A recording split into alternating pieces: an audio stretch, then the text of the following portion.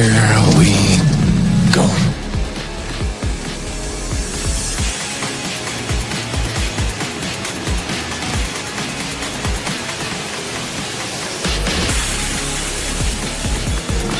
Just get those wonderful toys.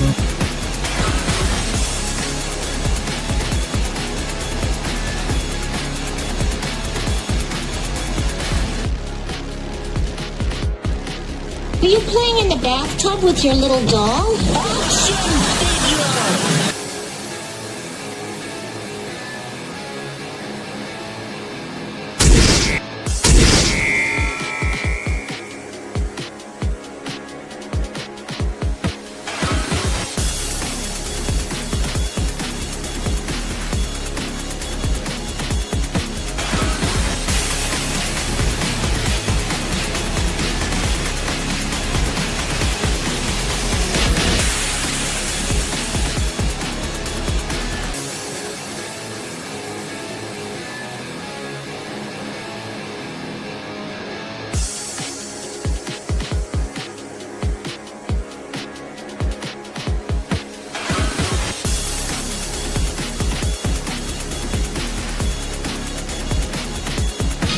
You can do it, Wonder Wheel.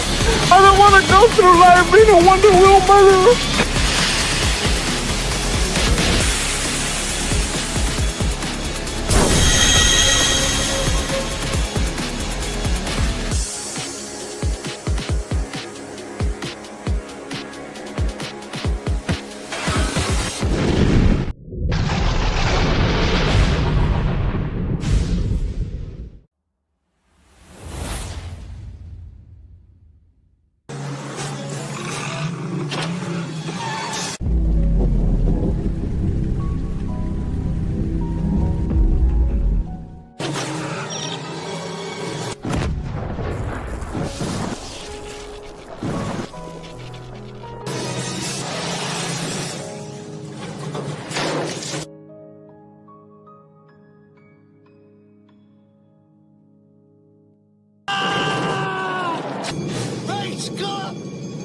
In about 30 years?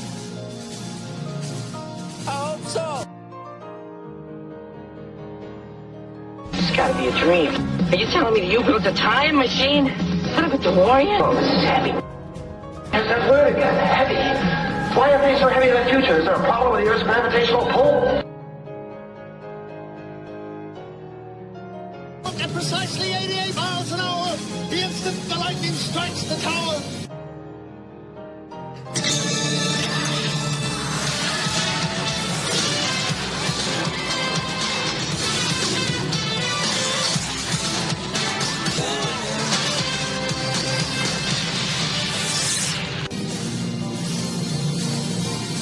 Everything will be fine.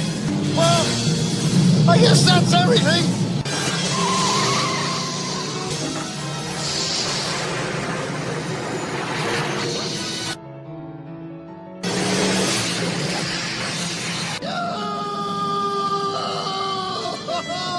It's a flying saucer from outer space!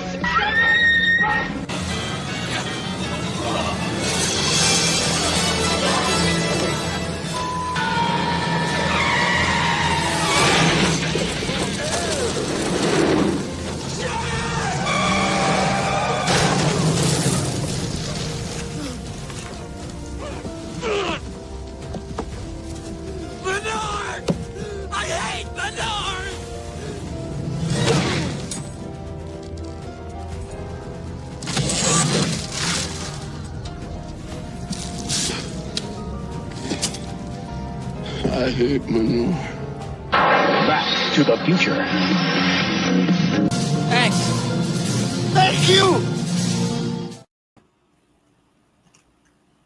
Guys, welcome back to another Collectible Past. And as you see, we're celebrating 40 years, the 40-year anniversary, July 3rd, 1985, when Back to the Future first aired in theaters. We're going to dedicate the beginning of the segment of this show to that. Real quick, let's say hello to some of the people in the chat. I see Happy Dinosaur is out there. What's going on, Happy, man? Good to see you, man. Always pleasure. Tree Rock Creations, what is going up, buddy, man? Also good to see you. Awesome guy right there. Of course, I am joined by my co-hosts, my cohorts in crime up here on the Collectible Past toy panel.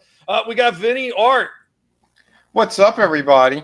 How we doing? I hope everyone's having a good time. And yes, happy anniversary to Back to the Future. Again, one of my favorite series. Actually, here, there we go.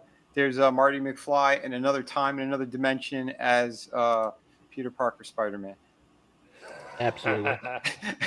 Great Scott! Marty!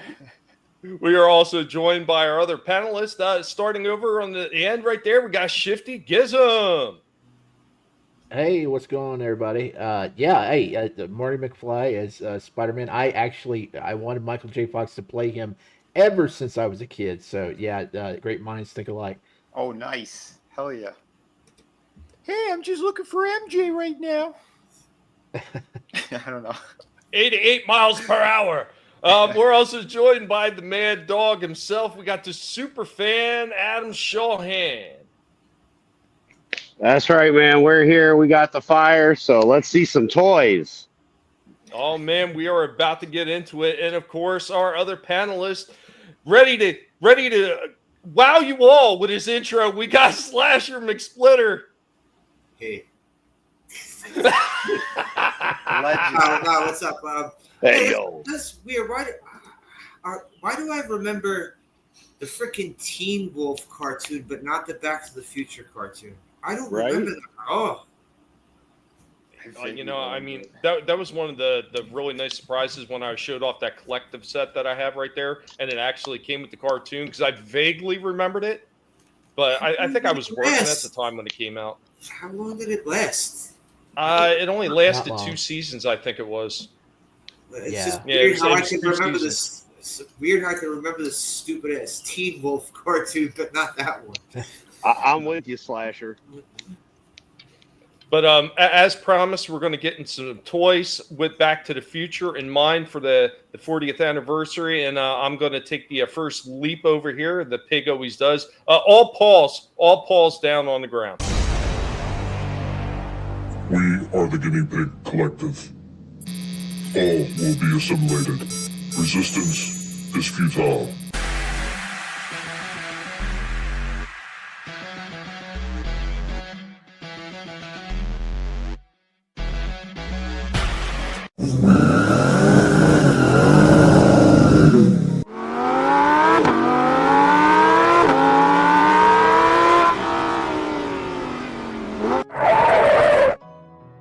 Welcome back, because we are celebrating the 40th anniversary of Back to the Future, and I know this is the Back to the Future 3 car, but this is the only larger one that we have in this scale size. As you see through the stop animation, it's got opening doors, and this is all die cast. Got the little button on the back so you can push and get that glow effect. Jada did an amazing job with this thing. All rubber wheels on there and everything. Just an awesome piece. And I don't even think it was, I think originally maybe the price on this thing might have been $25, maybe. I know they made the other ones from the other movies too. So on the back of the box, they showed the other ones right there. They did 2 for Back to the Future 3, one with those big steam engine wheels for being on the track. And of course, the Back to the Future 2 actually has the fold down tires or hover mode. And of course, the first one has the big giant hook so he can catch the power line, which powers up the car. Really amazing shit that Jada did with this one. Super impressed. I think when I got this one, I only paid about $20 for it. And for $20 or something like this, man, you can't go wrong, especially die cast and light up features. But that is not all that we have from Jada. We do have one other one that we picked up from the mini die-cast cars that they did. And this has got all 3 movies on there. First, second, and third. Pretty cool. I wish I would have picked up a second one of these because it'd be really easy to stop animation with teeny tiny little cars like this. But there you go with that. Back to the Future, July 3rd, 1985. 40 years for that thing. Guys, hope you enjoyed this little show off for Back to the Future and the DeLorean. Now, if only we had some of the figures.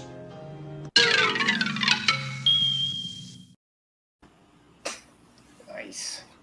There we go. Our intro to that. Yeah, I really love what Jada did on those cars. I wish I would have been able to get more of them. I wish I would have picked up a second version. As far as the other one that's still out there, I thought it was $20. It's only $15 for the playset version that Jada does, where it's got the clock tower, the front of the school. It comes with the black pickup truck, and it comes with the DeLorean. Yeah. It's only $15. I was looking, and I was like, damn, I'd like to get that. That's so cool looking.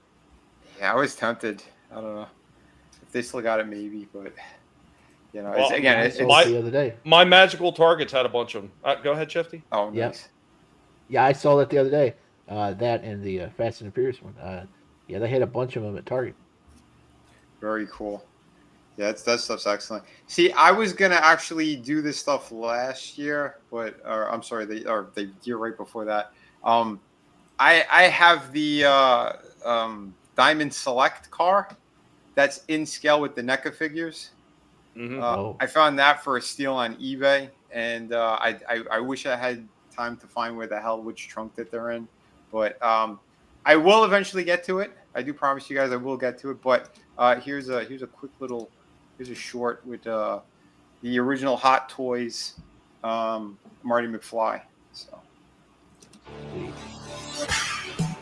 wait, I forgot Huey Lewis. Scumbags. That might not be good. Yeah. Huey Lewis is about to give you the news on that one, bro. No, that wasn't even 3 seconds. That was a second and a half. They can't hit us for that. So there it was. This was the original head. I know they later released them. What was it? A year and a half ago or something with the new head, and he comes with the dog Einstein. But yeah, this is the original. So yeah, this was a really cool piece. I thought I had a full review of them, but apparently I don't. Hey kid, what are you in the Navy? What's with the life jacket? Yeah. But I do have a couple other cool ones.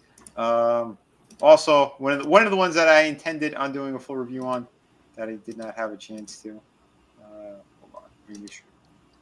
All right, there's no music on it. Good. Oh, might as well keep it muted anyway. But here was the NECA Doc Brown. I was just talking to Shifty about seeing the first release of Doc Brown, not the one in the hazard suit. Yeah. Yep.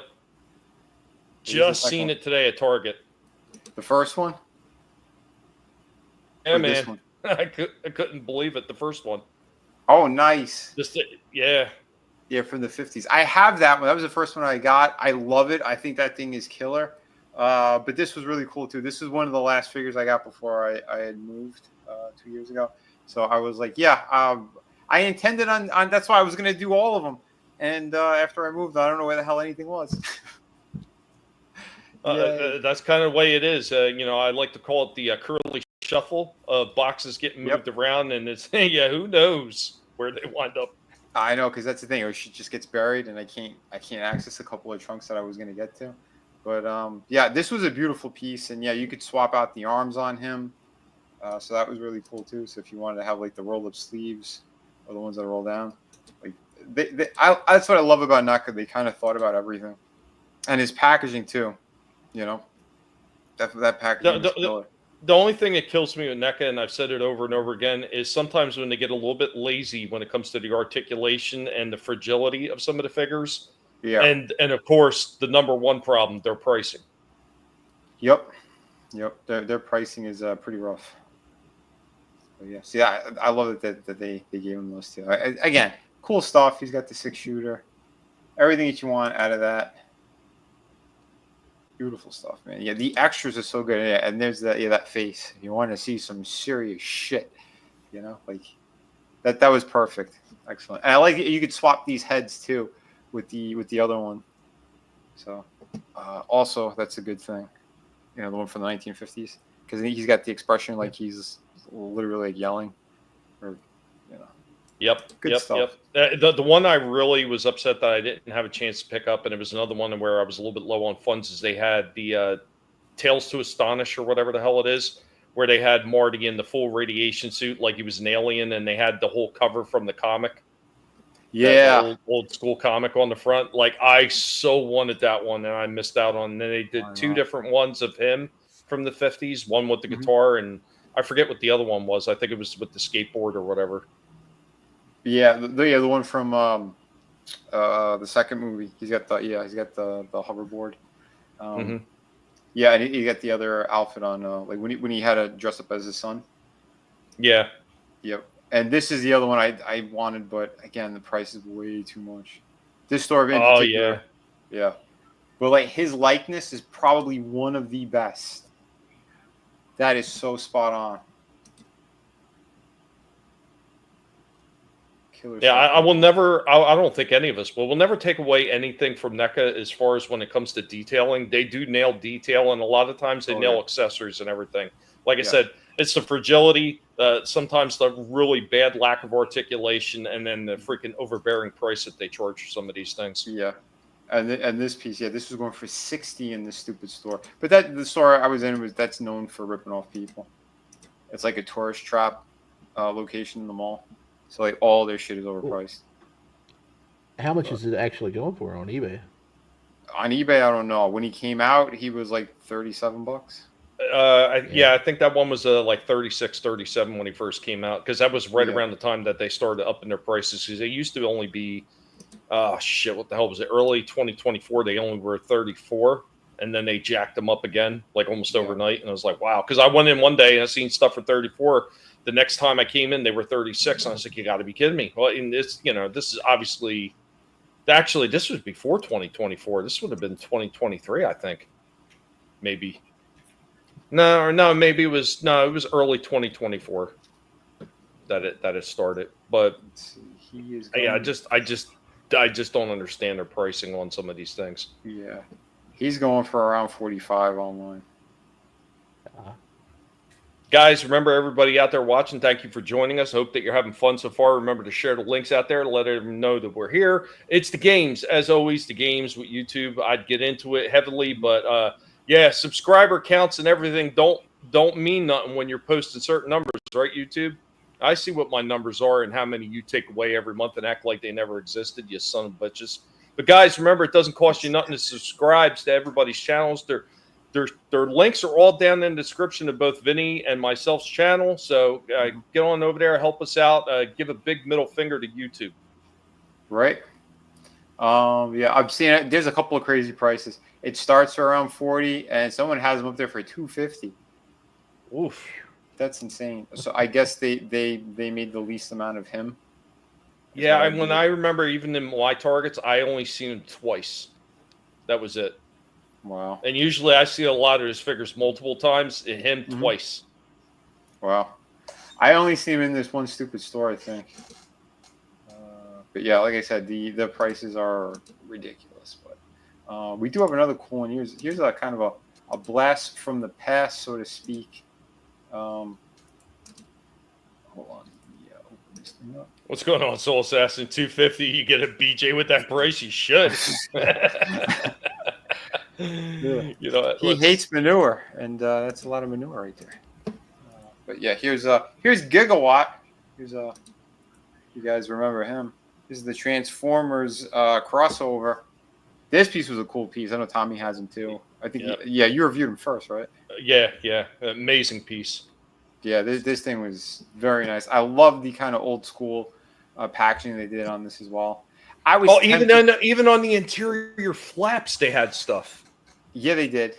Yeah, when you open that up, it's like when it comes out of the back of the truck. Did I show? I think I showed you. I thought I did. I don't know. They did such a great job all around. Yeah, there's the blueprints of the car. Like, that's awesome. Very cool. Yeah, I think it's on that big flap right there on the other end, the one that opens sideways. They have like something like they have the gigawatts and stuff like that written in there. Yeah, they did such a nice job. I was tempted to get the Knight Rider one too, but it's still, again, too expensive. It's a little bit difficult to find. Yeah, because he's got electronic parts as well. I seen him at there's one GameStop I think still has it, but the price is too much. I think like $60 more. And he's just a little bit bigger than this. But yeah, he does have a lighter feature in the front. I think it also costs. It does. Okay. They're very cool looking. And again, this thing was incredible what they did here. Really nice. You know, the only thing I say I wish they would have did with all these figures when they're doing these crossovers for these movies, I wish they would have kept them all in scale with each other. So if you had like a movie collection of these Transformer crossovers, they don't look completely out of sorts. So you put this guy next to the Ecto one that they did, it's completely out of scale. Oh yeah. Yeah, see, that was sweet too. I like they had the wheels that dropped down like that. Yep. Yeah. That's it. Give us everything that we wanted out of the damn car. Beautiful stuff. Well, you know what the best thing about this one, I mean, other than part 3, they're giving you the DeLorean car for part 1 and part 2 with that the Mr. Fusion that you could pop in there or the hook. Yep. Absolutely, man. That's a beautiful thing, man. Yeah, like I said, man, when they want to step it up, they know how. They definitely know how. You know, his transformation, it's similar to a couple of other Transformer figures, but that's fine. You know, they just kind of like they rework the molds basically. It's the exterior pieces that are different, and they made it, you know, accurate to the movie, which makes sense. But overall, though, it's still killer to have something like that. It's one of the few reuses that they did where they actually put a lot more work in than they usually do. And see, if they would have did something like this for the Godzilla one they were doing, I don't think people would have griped as much, but they just they got lazy. And what's going on, Gap? What's up, man? What's up, lesbians? Yeah, I do like to eat. Never mind. The one thing I'll say, the one thing I will say about this car with transformation, if you do get your hands on it, just be careful with this part, the flux capacitor. Because the way it flips, it's very snug, so you don't want to scrape the face or anything either. But from what I remember, that was one of the few issues that I had with it. But overall, yeah, this thing is beautiful. Oh, did you put the Mr. Fusion on the gun?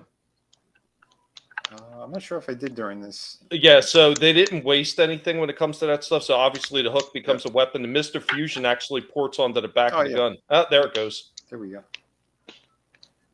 Bam. No wasted pieces, too. That's another thing that I found incredible about that figure. Yeah, it's smart. I can't believe, too, they have the actual, the past, the present, and the future underneath the flux capacitor as well. Like, that was really cool how they did all that.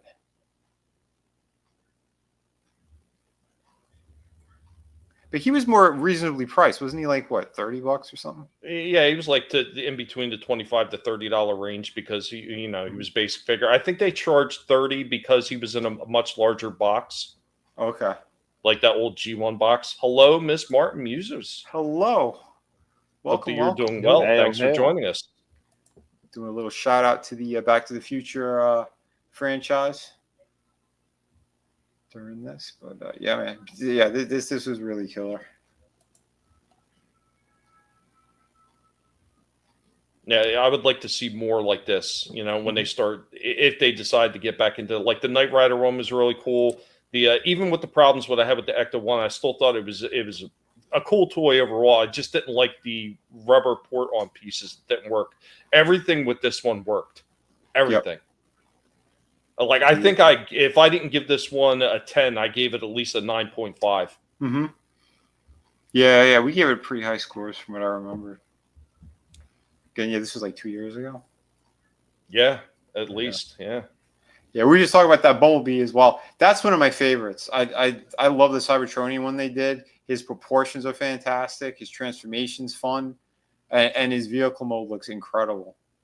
It does. They nailed that one. The only thing I had problems with that is some of the pieces are so easy to pop off. Yeah, once or twice when I was transforming them, I ran across that issue. But if you just move it slowly and you grasp it with your fingers where it's supposed to, where the joints are, it won't come off.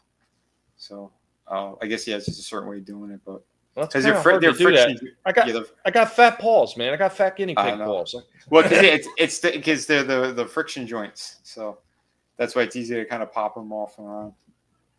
No, I mean, it's always better that they pop off than break, I guess. That's true. Like, look how great they look in robot mode together. In vehicle mode, he does look bigger than he should be compared to the other ones, but I mean, it's fine. What up, Snow? What's up, man? Good seeing Having you. a little Back to the Future fun at the beginning of the show here. We did a nice little intro and everything for it. So look at that detailing. Like, that came out perfect. Yeah, it did. You can see every number and everything's accurate to the film. Like, that's incredible. Beautiful stuff right there. I mean, that's somebody who was working on that had at least a love for the Back to the Future, as well as Transformers, to be able to incorporate it into the Transformers, That's somebody that definitely had love for the franchise and did it right. Oh, absolutely. That's what we enjoy seeing. Oh, by the way, you did mention the Jada. Hold on. Actually, The set? Yeah, well, hold on a second. This was, I think, in Target. I have one of the Jada ones. I can't recall where the hell it is, but yeah, it's the one that's in this scale. I think the one that you showed is a little bit bigger. Yeah. Oh, it's much larger than that. Yeah. Yeah, that's the next size up. So, I saw these at a Target a while back. Yeah, this is that's the size of the one that I have. Yep. That's the Part 2 one with the folding wheels. Yeah. Yep. Mr. Fusion. The lights, like, that is beautiful. And I almost, and it's so hefty too. It's such a hefty. What was the price on that? Was that 20 or was it just under? You. That I don't know. This was a while ago. Because I know I got mine. Mine was slightly discounted, and I think I paid just under 20 for it. Oh, brilliant! That's good. I think they're between 20 and 25, I believe. They're somewhere around there. Wow! But once again, something that's all die cast, rubber wheels, light up features. You can't go wrong with that at all. No, you really can't. Yeah, I highly recommend these. I have the one that's in the same scale as the Ecto. And then I have the one that is the Diamond Select one, which is big, and it's like frosted as well, like it just came from the future. When Einstein came back, like, well, what happened, Doc? It's hot. He says, no, it's cold. That's damn cold. So they kind of did that frost look on it, and it does have the light up features. And the one that I have also, it comes with the plutonium. The whole case, and when you open it up, each one of them, you could individually take out the plutonium. That's pretty cool. Really beautiful. Yeah, that's why I said once I could find where the hell it is, and which it's hard to access right now. But I definitely got to go back to the other Targets, because I've got like 3 or 4 in my area. I got to go back and see if I can find some more of these Back to the Futures when I have a little money. And yes, no, we're all in that position. My name is Snow, and I'm addicted to buying toys. Aren't we all? Aren't we all? We love having little reminders of some of the things that mean a lot to us. And, for the people that just don't get it, how does a grown parent collect toys? You're not going to get it. And that's just the end of it. We come from a different time where we actually appreciated the stuff we grew up on, and we found inspiration out of it. And it just reminds us of better times for sure. Like, everything now in current day is normally shit. And everything's turning into AI now as well. So there's no love or thought put into any of it. It's just prompts. So there's a big difference. It really is. It's a shame. But we're getting ready to move on from Back to the Future. We dedicated almost the first half hour of the show to it. Before we get out of here with Back to the Future, we got one for everybody in the chat, and of course everybody in the panel. Everybody in the panel, remember, don't shout it out right away. Give everybody in the chat a chance to see if they can get it right. But here we go with our Collectable Past trivia on Back to the Future.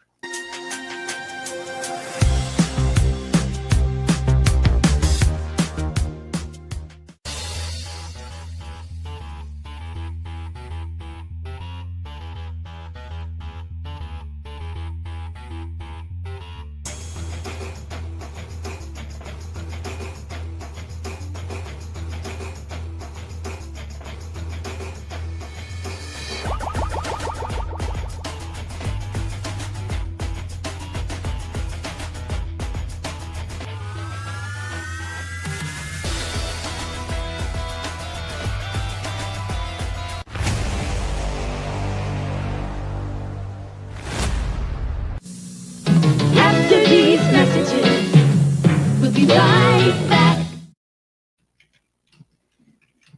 Yes, don't yell it out right away. Anybody in the chat, true or false? Anybody. Give everybody a few moments while people sit there and think about it. And guys, I'm sure you guys have already got thoughts on that one. Yeah, I say there were none back then because I sort of remember something happened with the franchise because they weren't sure, and I think it was even held for a little bit. Yeah, I'd say true. There were no toys or anything until years later. Snow Dub agrees with you. True. Mm-hmm. Anybody else thoughts? I want to say there wasn't any, but somebody had to have had a DeLorean out. I like it, a Matchbox or Hot Wheels size DeLorean within like a year or two. So you're going with false? Yeah. Okay. Gap also says true. So we got 3 trues, 1 false. Adam. I'm going with true. All right. So we got a whole bunch of trues now. The panel and the chat is lining up with true. Slasher. I missed the true or false, so that I had to throw the garbage out before it started pouring in here. So Back to the Future toys weren't released until years after the original movie came out. True or false? True. Okay. So far, almost everybody says true except for Shifty. Everybody in the chat, are you ready for the answer? I know the guys on the panel are ready for the answer. I think. Well, we'll just let the answer speak for itself, shall we?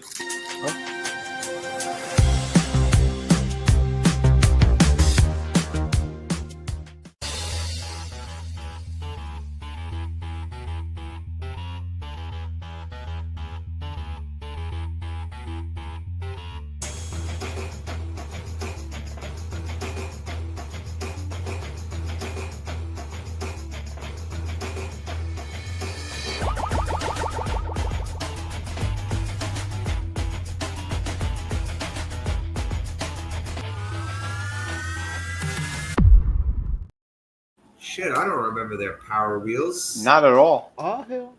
Well, it wasn't actually Power. It wasn't actually Power Wheels. It was another company did it, but it was a Power Wheels like toy. But wait, so, it said 86. Right. It was Isn't a that year still after the movie. No, I said Yeah. years, plural, years. I think you should have worded that differently. Because when the movie came out, there were no figures, so technically it was true. No, I said years. Years is always multiple, my friend. I didn't say it wasn't released until a year after. I said years after. And I actually put 1992 in there as well for the answer. But yeah, the predominant things for the toy line really didn't. Okay. Get angry because you're wrong. The predominance of the toys happened in like fast food restaurants in '92, especially with the release of the cartoon and everything like that. And of course, in more modern eras where we're seeing with NECA and everything. Trick question. Yep. See? That was a trick question. That's why I'm holding that up, and I said not okay. Power Wheel. But yeah, they did re-release that in 1992 when the second movie released, I think it was. But yeah, the first one released the year after the movie. And so did the cartoon come out around the movie? No, the cartoon didn't come out until much later. That was like in 1992 or something like that. Or it was close came to the out. second movie. It was? I thought that shit was the 80s. I thought it was like 80s. Yeah, part 2 came out in 89, I think. Gab says, I am Jack. We need to consult the Trivia Game Commission. Exactly. Hey, man, it's all in the wording. Pay attention to the wording. The pig is tricky. Because all those cartoons that came out were later than the movies. Like RoboCop had a cartoon like a year or two after the movie. Rambo had it a year after. Bill and Ted was a couple years after. Police Academy. Yeah. I think it was 89 and 90 the sequels came out. Yeah, I believe 2 and 3 were like the same year. Yeah, they were filmed in the same year, but it was like what, like 6 months apart from one another or something. Something like that. What up, Wards? Hey, the pig is tricky. That's right. I'm tricky. What? I'm tricky. I got everybody with that. I feel good about this. I got everybody this time. Everybody except for Shifty. Shifty said false.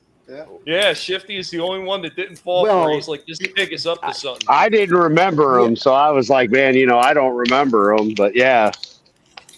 Technically, I didn't get it right because I said Hot Wheels are Matchbox cars, not a Power Wheel. So yeah, it doesn't matter. You still went with false, so yeah, that's all that matters. All right, remember, let's Shifty, get back. it's pig rules. So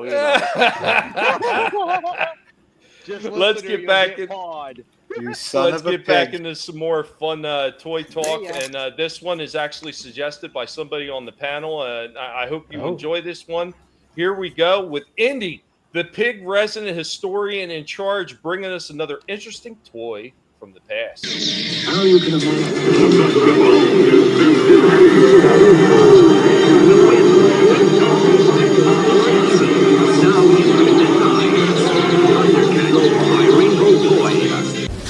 Greetings, humans. This is Indy. Welcome back to Toys from the Past. Today on Toys from the Past, we will be talking about a franchise that was suggested by one of our panelists on Collectable Past, Shifty Gizm. He wanted to hear about STARCOM, the U.S. Space Force. Now, STARCOM was created in 1986 and was an action figure and vehicle toy line by the Connecticut-based toy maker Coleco.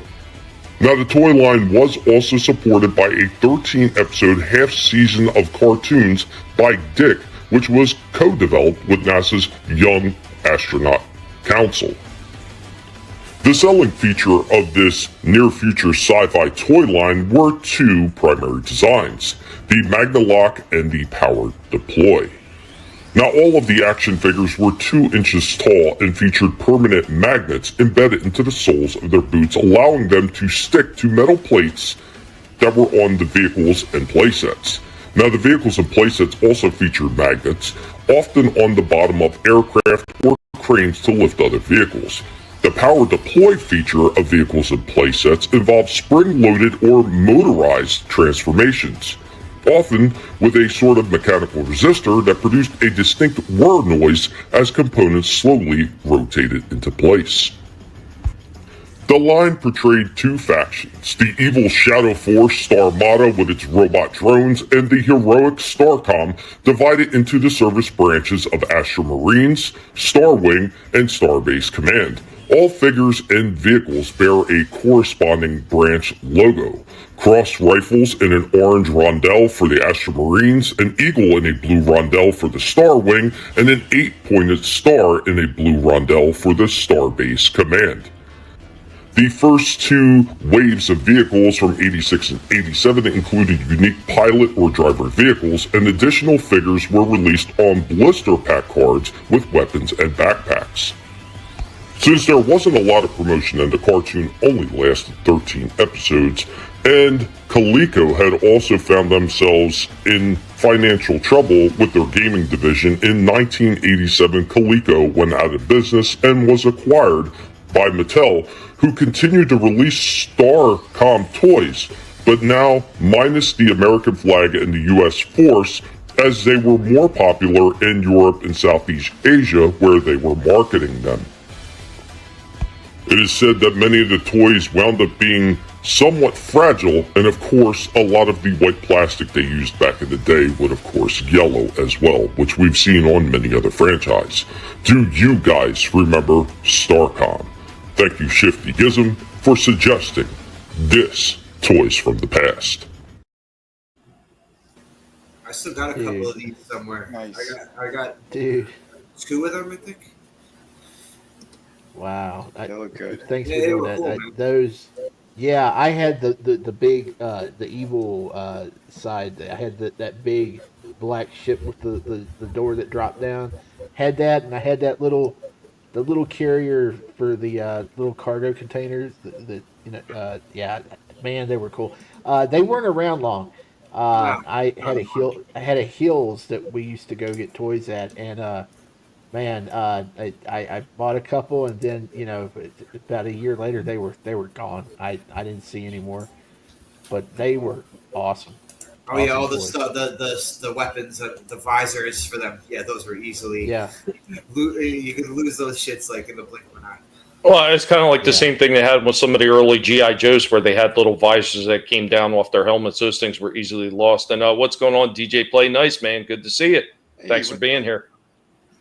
The magnets on them. The thing with the Joes though is like they were slightly bigger than the Starcom things. The Starcom things were tiny. Mm-hmm. Yeah, like but the magnets. They were like muscle figure size. The magnet features on them were. Really hell yeah! Cool. I used to put them on my refrigerator.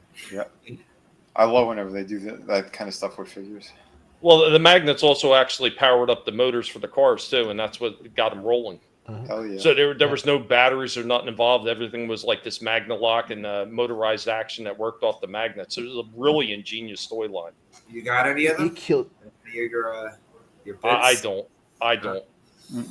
It kills me. I don't know what happened to that ship I had. I was telling you about. I don't know if I traded it off or if it broke or I sold it or my parents gave it to somebody. I don't remember because that thing was awesome and I would not have let go of that. But I don't know what happened to it. Damn. Well, Shifty, I just hope that the pig did you justice. Indy put a lot of hard work into that. Well, I appreciate it. Hell yeah. But as for what's next, I got one more thing I'm going to show, and I'm going to pass it off to you guys. I don't know if we want to show Shifty's thing that he's got there. But I got one more little thing to show, and then I'm going to pass it off to my awesome panelists. Once again, everybody that's hanging out in the chat, thank you for hanging out here. I hope that you're doing well. Remember, you could have been anywhere, but you chose to be here with us, and we really do appreciate it. Be sure to share the links out there, reshare the links, because YouTube is up to their old games. So on to the next little ditty piece that I got here. Yeah, ditty piece. I thought Andy and the Pigonomics was rock and roll, and man, was I wrong. He's got a lot of baby oil ready. Well, unlike a certain ditty, we are not in jail, and we've got things to show off. Neither.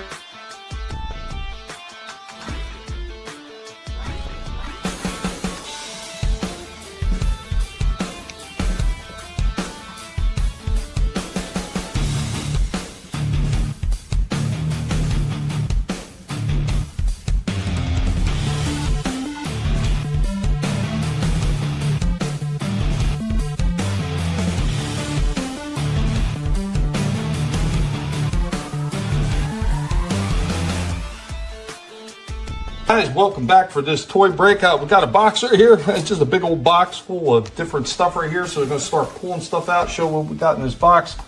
We got Super GoBots Psykill and Leader 1. We also got some old school Constructicons with Mixmaster right there and Long Haul. We also got a few of the Throttle Bots. So we got, I believe it's Roll Bar, Chase, and Searchlight. We also got a few of the Spark Bots. So we got Fizzle, Fizzle, Sizzle, and then the tank right here is Guzzle. We also got a broken Vortex.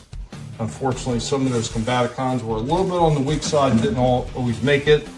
We also got a Fire Con right here with Cindersaur.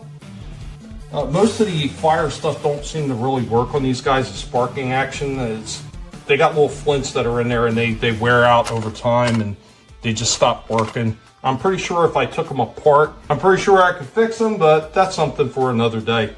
We also got Bludgeon right here. I don't have the rest of them, missing his tank turret and his shell, but there we go with that one. We also got a Blitzwing, completely pieced back together. He was in a whole bunch of different pieces, and well, I had an ass load of Blitzwings, so I was able to restore this one fully. Also got an Astro Chain. Now granted, he's in a baggie right here, but this is another one I completely put back together. This is my sword, but there we go with a Blitzwing. We have a few other goodies in here. So I got parts for an old G.I. Joe right here. I can't remember if this is Flash or Zap, but we got him, the Devastator pieces, Night Ranger from GoBots, and I got an old C-3PO from the Kenner line, which I didn't think I had any more of those, so I got that right there, and one more. Got another throttle bot. It's the same one, Searchlight, but this one's not all yelled out like that one is. So there we go. That's what I had in this box, and that's your toy break for today.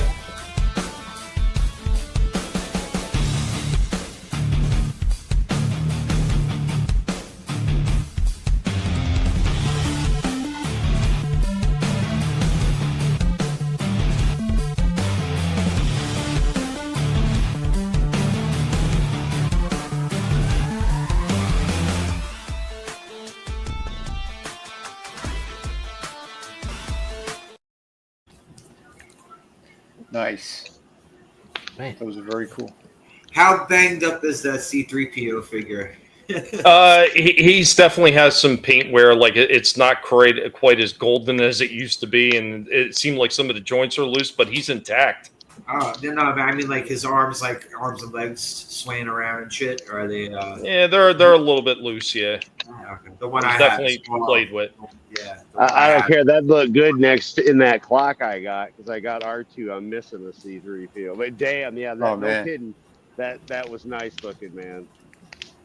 Ain't no goldenrod anymore. No. It's Soul Assassin says need to make a painting of a bunch of guinea pigs in doctor's uniforms and a transformer on an operating table surrounded by rows of guinea pigs watching the operation. Instead of murder pairs, we'll have guinea pigs and wiener dogs, surrounded the fire, with goldenrod as they're barking and pawing at him, You got to keep the wieners away from the fire. Yeah. Well, instead of murder bears, so they replace the Ewoks. We'll have the wiener dog clan and the guinea pig collective. They be marching. They be not trying to eat the humans at least. Damn murder bears. Right. Nice, Soul Assassin. Wait, you did mention the wiener dogs. So Nice. I got to show it. So there's the Supergirl that I drew up. Well, I added a little bit extra there for Adam since he purchased it. So there's Frank and the Wiener Dog Clan right here. So pretty damn awesome, I think. Check it out. It didn't take but 2 years to get Vinnie to draw my wiener dog clan. And you didn't even know it was coming. No, that's the best part. But it all originally began with Frank said you had to put a wiener dog in the pirate book. Remember? That's how it all started with El Franco. Yeah. So there you go. There he is. So beautiful stuff right there. So I had to cover up the title because apparently the bots don't like that word. Oh, wow. Yeah, ridiculous. Yeah, the first time I posted up, it got flagged over on the old plotter. I remember. I was the first one that had, at least on my end, I had it appealed. I told them, don't be retarded. Yeah, it's ridiculous. Colbat was fighting them too. He's like, "What is this shit?" They wouldn't answer him. Vinny, could you bring up Shifties? Yeah. In the private, please. Thank you so much. Yes, sir.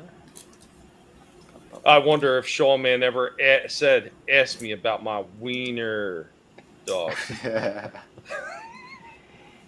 Yeah, I had to pull something out of the back because I didn't really get anything this week. I did get the Rogue finally. I found her in Target, but she's kind of messed up. I got to swap her out. Her head's coming off the ball joint in the package, so I got to swap her out. But this is the I'll tell you in the video. Okay, here we go. Hey everybody, it's Shifty back with another video, and today we're unboxing a Marvel Legends Avengers Classic Hawkeye with Sky Cycle. This is a figure I picked up last holiday season for $9.99 on clearance at Ollie's. Yeah, and he looks pretty neat, at least on the box. But once you break him free from his cardboard confines and burrito wrapping, there are some issues. And let's get right to them. First, the Sky Cycle. It's on a cheap base that has a ball peg that connects to the cycle underneath, and it does not snap into place. It doesn't. You can push it in there and you can move it around, but it's wobbly. And if you don't have your figure sitting on there correctly, or if you breathe on it the wrong way, it's gonna topple over. So if you do pick up this figure, display at your own risk, because it's rickety. But now on to the figure itself. And I'll pause it for a second. This same stupid base piece that they've used it in Star Wars, Marvel Legends. They've used it way too many times, and I think it only worked like once or twice. Yeah. It sucks when they do stuff like that.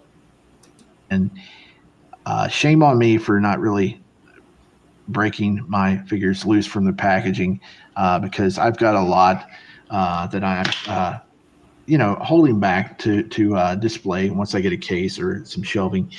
But every time I handle one of these or a Star Wars Black Series figure, I'm always really shocked that just how cheap the plastic they use are, just rubbery and soft. And I'm used to McFarlane figures where they use a better grade plastic. It's just much more sturdier and feeling. I don't know. For the price that you pay for these things, they should not feel this cheap. Like I was really worried I was going to snap the legs in half when I was positioning the legs. When I was bending them at the knee, I thought I was going to just tear them right in half. I probably should have heated them up under a hairdryer first before I did that, but I don't know if this is a standard for the plastic they use in a lot of figures nowadays. I'm going to have some super buyer's remorse because I picked up a lot of stuff for the last 2 years, and yikes, I don't know. He looks cool though. He's got the soft goods sash on the front and the back. That's nice. My main issue is the H on the head. It doesn't stand out. It needs a black wash or some paint or something. I don't know. I hate having to customize my figures afterwards for stuff that they forget to do or just choose not to do. But it needs something to make that H pop. But other than that, he's a cool figure for display, but really cheaply made. Hey everybody, it's Shifty back with another video. That's a damn shame. And I remember seeing that one at Ollie's too. I remember seeing it ever so briefly. It was there, and I was like, I don't know. I really wasn't buying many Marvel things. I think I've only purchased like the Hulk and maybe one other one. Other than that, I haven't bought any. He was originally $20, and I guess because there was only a few left, they marked it down to $10. Oh, I'm sure he was more than that. I think this guy was closer to 40. Well, at Ollie's, he was $20. He was probably at least 35 or 40 in a regular store, but 40 minimum. Yeah. Like I said, I haven't really took a lot of my figures out of the package, because I don't have anywhere to set them up. Man, that plastic, it's so gummy. It's so gummy. I'm used to I'm under the mindset, hey, figures are still made like they were back when we were kids, like the Turtles and the G.I. Joes and all this like sturdy, strong plastic. No, not nowadays. Well, I've even seen that with some of the re-releases that they've done of some of the G1 Transformers. So some of these re-releases that they do of them, sometimes that plastic in there is a lot weaker. And so I had mentioned that when I did that kickback, like, however many weeks ago it was. Yeah, the plastic on that one is nowhere near the quality of the original one. So, hey, what's going on, Cowsoy, man? Good to see you. Pigs are okay. Yeah. Go ahead. Oh, no, I was going to say about the gumminess of the figures, but yeah, it's something that they're doing more often, and I don't like it either. Yeah, and I'm buying a lot of Marvel Legends here lately, like a lot of X-Men figures and stuff, and I'm like, man, I hope those aren't. I hope they feel better than that Hawkeye does, because man, I'm spending some money here lately on that stuff, and it's just. Do you remember the Captain America that I had reviewed for Secret Wars. The Secret Wars. Yeah, his pointing hand. Yeah, his pointing hand. It tore. Oh wow! First, when I went to just hinge it. I just went to, and I'm again very careful with these things, and it still broke. So I can imagine what other people are going to be dealing with for what they do, because it really sucks, man. And it's just because of, again, the gumminess that they're using on certain parts of it. Because the whole figure's not like that. It's just certain areas on it, and that's what really sucks. You know? I guess I'm going to have to get me a backup, like a little tiny hair dryer, just so I can, warm the pegs and the holes and the, anytime I want to pose it, I need to warm it up. Right. Well, if you have a Harbor Freight near you, I sent one to Vinnie. They work excellently. So you just buy a heat gun from Harbor Freight. They're like usually about $15 max, and it has a couple different settings on it. And the lower setting, you hold it back ways, and it heats it up perfectly. Yep. I'll have to look into that. Yep. Yeah, those help a lot. That, or if you even if you boil water, because a lot of people have done that too. But yeah. Yeah, but if I just want to pose it, I don't want to have to boil it every time. So right. Boil your toys. It's crazy. The bullshit these companies make us go through. And then McFarlane, all of his plastic, it's very dense. It's a different type that they use altogether. So if that's something you've been collecting more of, and then you switch over to, or you start opening up some of your Marvel Legends, you're going to see a massive difference in the plastic. Yeah, so 1980s plastic. Yeah. Instead, let's go back to 1980s plastic. It still works. Dude, that's cool. Definitely. That looks really good. Thought it'd be kind of funny, there you go. We're kind of on Endor with the fires going, whatever. Gotta have fun. I gotta have my Bob Ross moment. Gotta get my TV time. Thank you, Tommy. Adam, are you Chewbacca then? Yeah. Oh shit. Good stuff. I'll say one thing, man. Like, see, Hawkeye. I was never a fan of his designs. That's why I never really cared much for the character. Oh, really? Yeah, I don't know, the purple and the blue, it's just something I never... Well, I like him a lot better with the mask. You keep him with a fucking mask. Yeah. I wish we could show it on the show. I know that sometimes you're not hip on showing creations of other people, but you saw that those custom figures I posted in the group, didn't you, of the where somebody had made Avenger figures out of McFarlane figures? That Hawkeye that guy made, it was incredible. Just man, I gotta find out.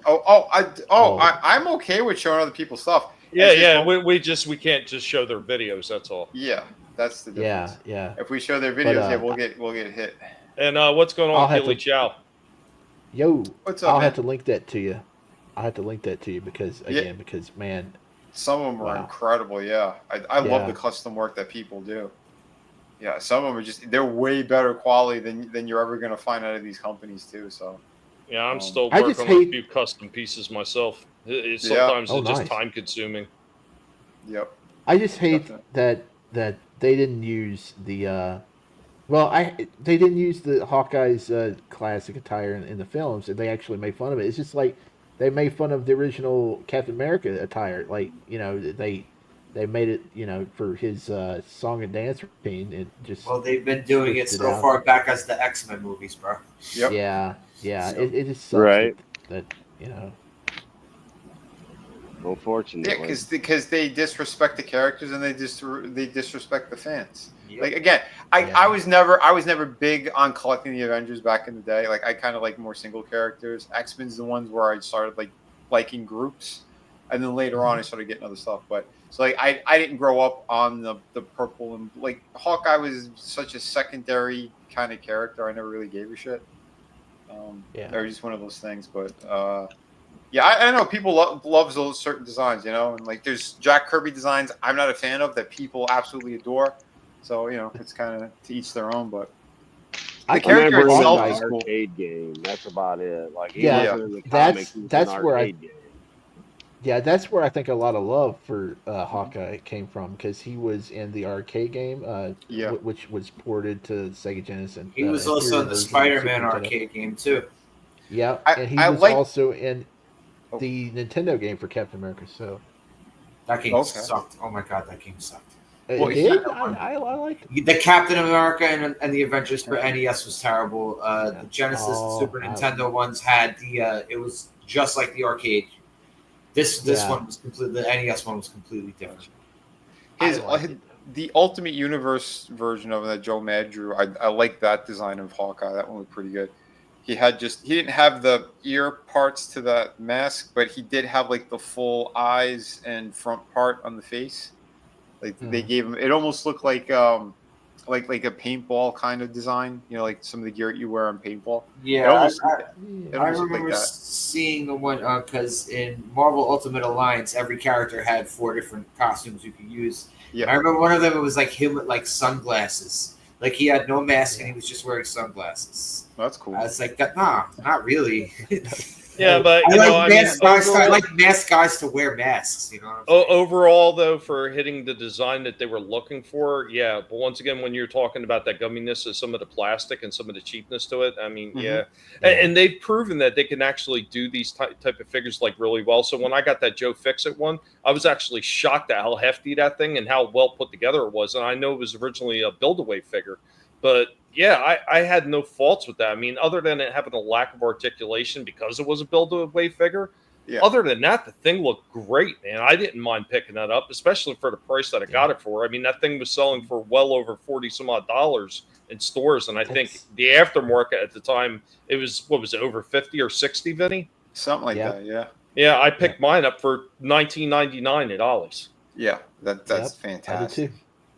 Vinny, the Sabretooth and the Wolverine and Sabretooth tooth pack, is he gummy? Or does he feel sturdy? I mean, the upper half sturdy, the legs are where it feels a little more weak because it's the pins. The pins make it even more gummy or weak, those joints, which sucks. And that's why I said, like, I want to see pinless for that reason, because it makes the figures more sturdy. Look at Jada, the Street Fighter ones. Those figures are pretty damn awesome plastic. They're very solid. All the joints are very tight on them. They hold. They look beautiful. Marvel, the X-Men 97 line, they're pinless, so they're improving. Yeah, they're better. I'll say right now, the Cyclops, that was one of my favorites out of that line. All of his joints feel very sturdy. They're very solid. Nice. I'll say the Jean Grey as well. For someone who, it's more of the female figures are a little trickier because they have such thinner joints and stuff. I'd say it might feel slightly on that gummy side, but it doesn't feel weak, if that makes sense. Okay. For the arms, because the arms are thinner, but overall it's pretty good. I'll say the newer ones too, because I've gotten the Jean Grey and the X Factor uniform. The plastic's better quality on that. I'll say this though, there really is no excuse, and I don't care if it's a female figure or not, because once again I'll point back, and even though they're overpriced, once again, NECA put out those Puppet Master figures. You don't get joints any tinier than those Puppet Master figures, and those things are solid to move. There was no, hey, I feel like I'm going to snap this thing. At first, I was worried about it because I started thinking about like other figures that NECA had done earlier with thin armed figures, and I was like, I'm a little worried. Like, it was the time Mistress from the Eastman and Laird. Right. Her arms felt a little on the weak side on that one, but when I did all those Puppet Master figures, same thing with Trina, there was no issue whatsoever with them. So it's the quality of plastic. That's what it comes down to. Because if you have, let's say, Marvel Legends use that same kind of dense plastic they did for what Todd's been doing, you're not going to have like the weird kind of that rubbery, gummy feel. You won't have that at all. So, but it depends. Like I said. Oh, say that again. What about G.I. Joes? Are they using the same plastic? G.I. Joe's been pretty sturdy. Their joints are a little bit different. I'd say the drop down hips is where they might feel a little flimsy on some of the figures, but overall, those are pretty solid. Would you say the same, Tommy? Yeah, I would say it's about the same. Yeah, some of the drop down hips feel a little weak, but usually like the arms and knees and the legs and everything, like the twist and everything, the pivots and the movements and the heads and everything, all that feels really solid. I don't think I've had a Joe that felt like it was going to snap yet. Even some of the thinner characters like Lady J and Scarlet, they felt absolutely fine. Yeah, that's pretty good. So it depends too. And I think they did fire someone over at Hasbro. So crossing fingers, maybe that's the guy who was calling those really shitty shots on using cheaper material. But yeah, because it takes a lot for them to fire people working at those places. So they have to really screw up royally. I tell you what, they don't have to feel bad about it. Just hire me. I'll bring Vinnie in with me. Yep. We could bring some consultants in from this panel, and I'll clear house. I won't feel bad about it at all. Dude, right? High five, brother. High five. I mean, I already led a toy company, so I'm down for it. What up, Tolbat? What's up? A resident lizard in the house. Guys, if you got a link, remember to go ahead and share your links out there. Most of them are pinned down in the description down below, but if you want to drop them in the chat so people can check out your channel, by all means, feel free to do it on my channel. But let's get into the next show off. Vinny, did you want to go? Yeah, I can go again. All right.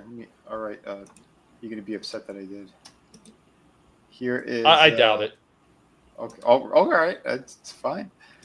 So here is it's another Jada product, by the way. Uh-oh. You son of a bitch. That's it. I'm going to kick you up the panel. Yep. It's Tommy's favorite. God, no, not her. Oh. Wow. This was killer. Yeah, the Bumblebee Volkswagen looks really great. They did an amazing job on that. I could have did without the emo girl, but yeah. Oh, dude, come then on. you could all you got to do is you cut open the package, you take her out, you throw her away, you close the package again. Take her out. No. You got it all wrong. You heat her up, and then you run the wheels of Bumblebee over her so it looks like you flatten her. Oh, that'd be great. Or just put a little extra paint on the treads of it and just roll the wheel over her, and that way it'll leave the marks on it, and then put her back up. But yeah, no, they did an awesome job, especially I guess when she gets the car, it's all beat up or run down. So I mean, like the patina that they put on there, the paint on the top, like they did such a great job. Even the hubcaps got the Volkswagen logos on there. Like the attention to detail. This is why Jada is like to me one of the best companies out there, because they can do quality like this, and then they have the super multi-jointed figures that look. And is it just me? Is it really? It seemed like they kind of like came out of nowhere. What's going on, Cotton? Kinda. Hey, Cotton. But they've been around for years doing these cars. I know that silently in the background, just making amazing shit, and now everybody's catching on to how great this company is. Yeah. Trust me, I was tempted because this thing just looks so good, but like I don't have a room just to catch the blow, because you're gonna see later. I coughed up a bit on something. Uh-oh.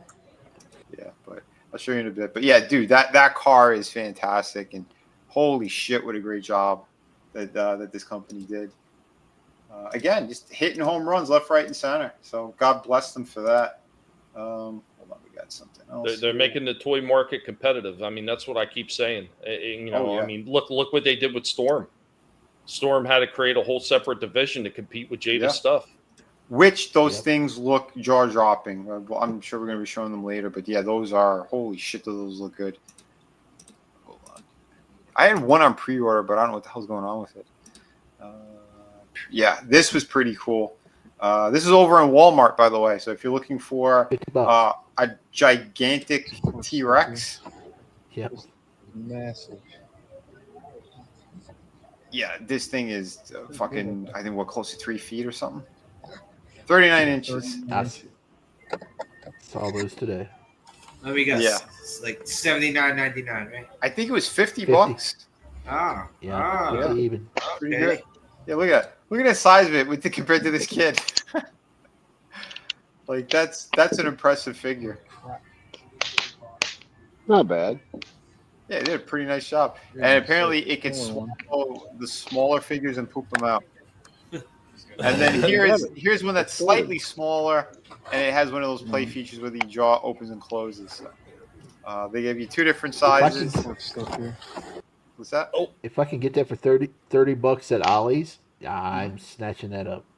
This is where I say when what I was saying before when they talking about Mattel getting licensing for some of the figures. This is what I'm saying. Mattel can make some pretty amazing shit when they want to, and this is proof of it. For sure. So I don't know. Yeah, we'll see what they end up doing, but I mean that was another really cool one. So good on them. It's good and refreshing to see something different at high quality. Who's going next? Anybody else got anything, or is it back to me again? I got some stuff. Oh, okay, awesome. Yeah. So I got a Tord, Tommy. Oh no, I got to get the banner. Damn it! You gotta bust out the banner, Tord. I got fucking Two-Face. Nice. Okay. Yeah. Sick. They didn't have the Chase is the one with the black and white. Instead of See, I don't think I would have got that one because I like these ones to be like the more comic accurate ones. Yep. I like them to keep the animated world away from the comic book world. You know what I'm saying? The Capullo one is the one you want. This black and white. I have it. Trust me. That's the one that you want. No, I like this one. I like this one. My only gripe is to be in black and white though. Like because I agree with you. I like that one. That's the one that I was gonna get from Big Bad Toy Store. But you only found the other one. No, I just the order never went through. I had issues, and then they sold out before I could reorder it. So I was like, all right, it's one of those. Eventually I might get it. So he's got the pattern. He's got the pattern on the purple side, but not the actual figure. Yeah, Why does he do that? Tord doing his usual shit. Yeah. No pinstripes on Joker. No other fucking accessories. He's got a trigger finger. If you see that, no gun. No gun. Mm-hmm. But he's got the coin in the hand. That's cool.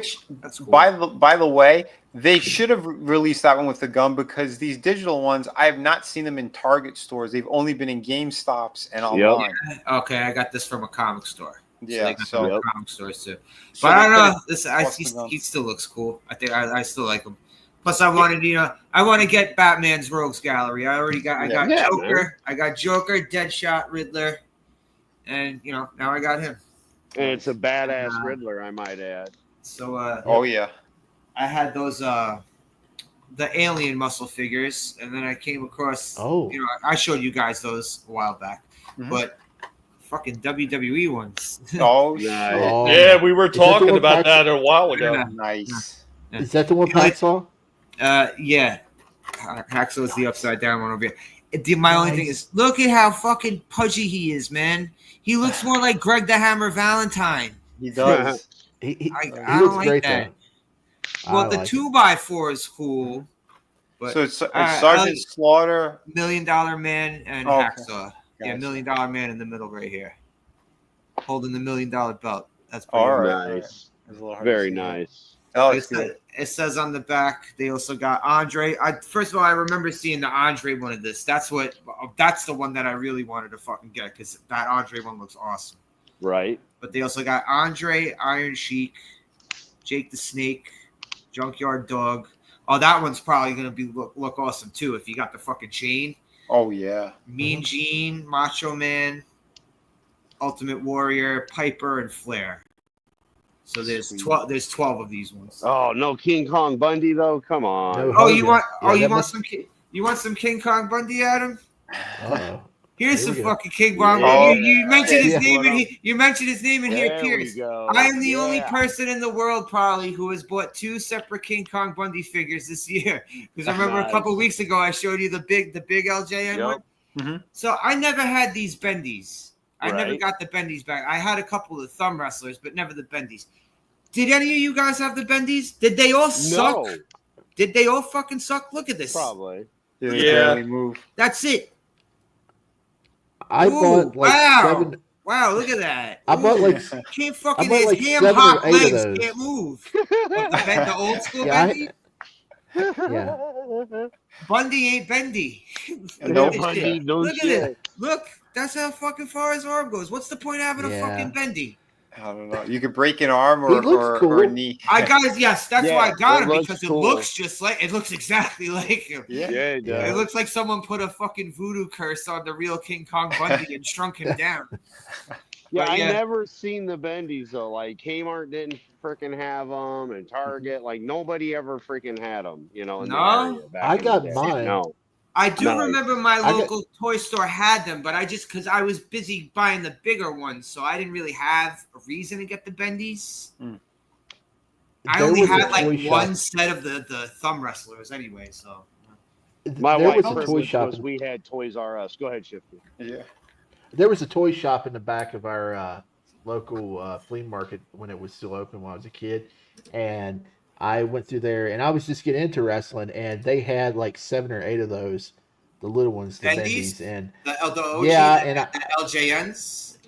yeah, and they wanted like $1 a piece for them, and I had done spent all my money, and I kept going to my granny. I said, let me borrow some money, and she got them for me, and yeah, I got Savage, I had Junkyard Dog, I had I think I had King Kong Bundy and several others. They were cool, but like you said, they don't bend. They don't bend very much.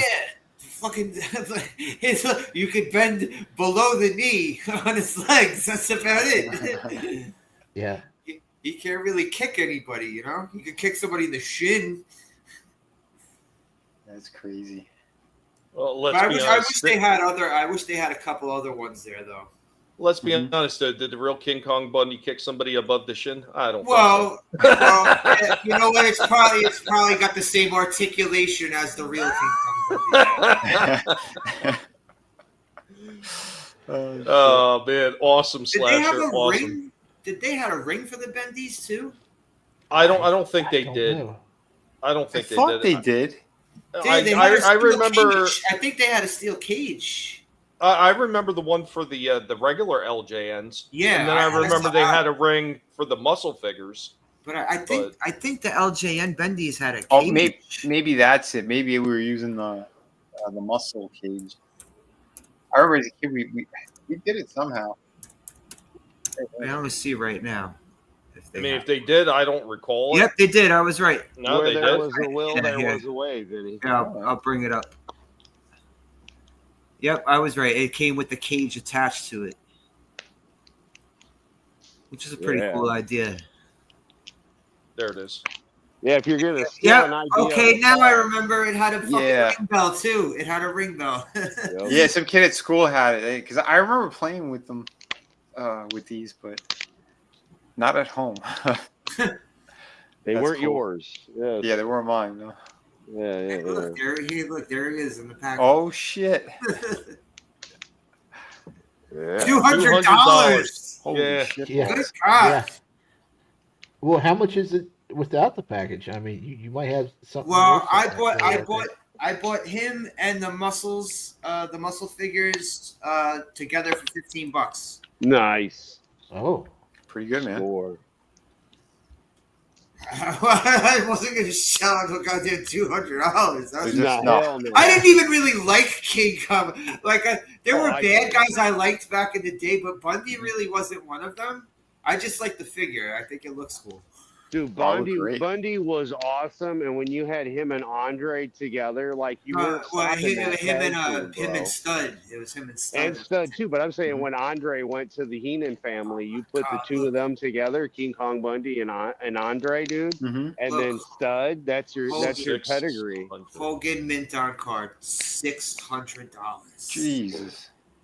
Bite me. Oh yeah. Speaking of Hogan, they at Target they have him discounted as well as Kurt Angle. Hey, look, Oh, Piper nice. didn't come with the fucking kilt. The Huh. Piper one. also Carlito is discounted. No, I didn't even see Carlito. Carlito. I only seen Kurt Angle and Hogan at my one Target. By me, They they had a got slow of them. that fat guy Rosie. I don't even know who the hell he is. He's wearing like a Yeah, Spider-Man he- costume. Yeah, he was Superhero the in training. superhero in training. Yeah, there's some Yep. dumb shit, but Dumb I got shit, yeah. I got another one that Slasher sent me the other day. Speaking of the Street Fighter stuff, yeah, here is the There was a Yeah. couple of video game figures. They had Tekken ones too. oh okay, Storm Arena did. I'm pretty sure they were Tekken ones. Oh, okay, I know they have the license Man. for the Storm collectibles, which are bigger, but yeah, the Storm Arena. Yeah, this is the one that's in perfect scale with the Jadas, and these all look fantastic. I've never seen a Charlie figure before this. Oh yeah, they Dan? did. They made them. Yeah. Yeah, with Soda, Get I that think made it, Chun-Li. and another one. I love the Alpha Chun-Li, so I'm happy that that's being released. Her with the pants, right? Yeah. Yeah, since we got the classic one from Jada, which I'm more than happy with, but now they got that one coming out from Storm Arena, same exact scale, and that's going to be way more articulated. So, which is crazy to say because that Chun-Li is beautifully articulated. Yeah, but This you know one's what? gonna be even Out better. of all of these, I think the most, the one I would want to get the most would probably be Morrigan. Yeah, I got Morrigan in the background. That's fucking. I that shit. love that they're doing those because Darkstalkers is that's one line I definitely wanted. What's the other succubus's name? What's her name? Lilith. Okay. She's like part of her soul or something. Like she's from her. From the sequels. She's in the sequels, right? Yeah, but she was like ripped from Morgan, so she's technically her as well. It's weird. Look, they got Dan too. Yeah, Dan looks really good. They did a good job. Yeah, he with him. does. But Well, what's going on? What's going on, Decepticon? What's up, Decepticon? That Sagat is incredible the way they did it. I wonder if Dan comes with the little tiny fireball. Do you think he has the little, like the snowball size fireball that he throws? Or the 8x10 autograph. Maybe. Dude, yeah, these are incredible, man. I seen reviews on Ryu and Ken, which the posability on them is next level. Like if your jaw hit the floor with Jada, it just crashed through the floor with these two. Like And I'm you see super that they got Charlie's Japanese name there instead. It says Nash instead Nash, of Charlie. yeah, that's right. Well, wasn't it Charlie Nash? I thought that was his full name. Yeah, but like I'm saying in the game, like on his health bar here in America, it says Charlie, but And everywhere else it says Nash. Yeah. Gotcha. So They need to get Morgan out there.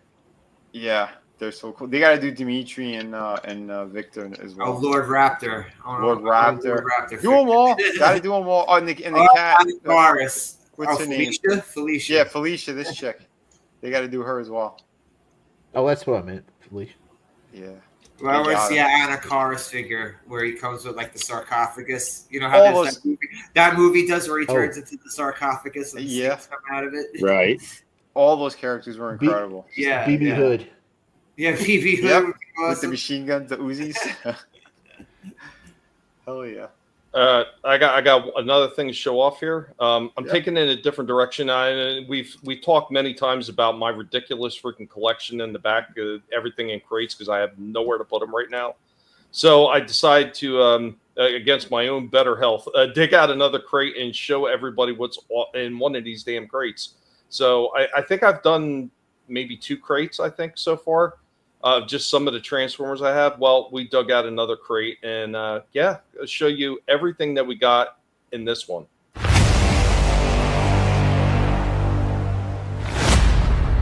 Well, guys, it's another one of those days we're going to pop open an older crate and see all the goodies that I have stored inside. This one is going to be predominantly Transformer Siege, and there's a couple of Bumblebee movie figures in there. But here we go. Let's see what's in this crate.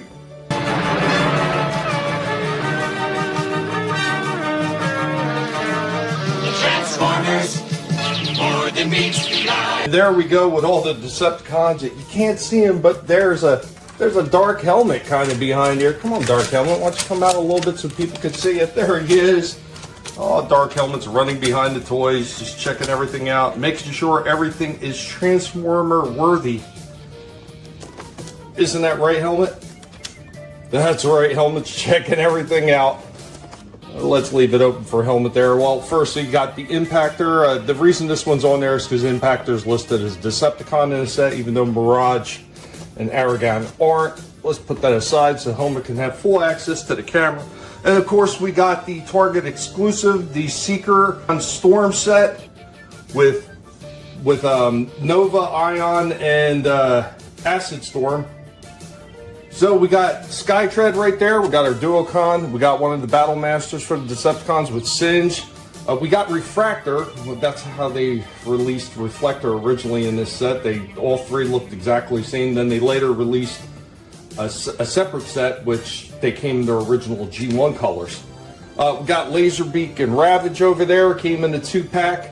Of course, we got our Commander Class Shockwave sitting in the back. I can't remember if it was Commander Class or Leader Class. I want to say he was Commander Class because his box is pretty huge, because Megatron right here, he's Leader Class. Then we got Brunt. He was part of Triptychon. We got Starscream. We got Soundwave. We got Spinister.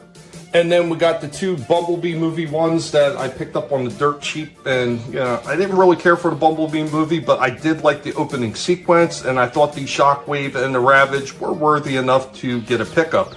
Now, granted, this is just the Decepticon side of this box. We have more.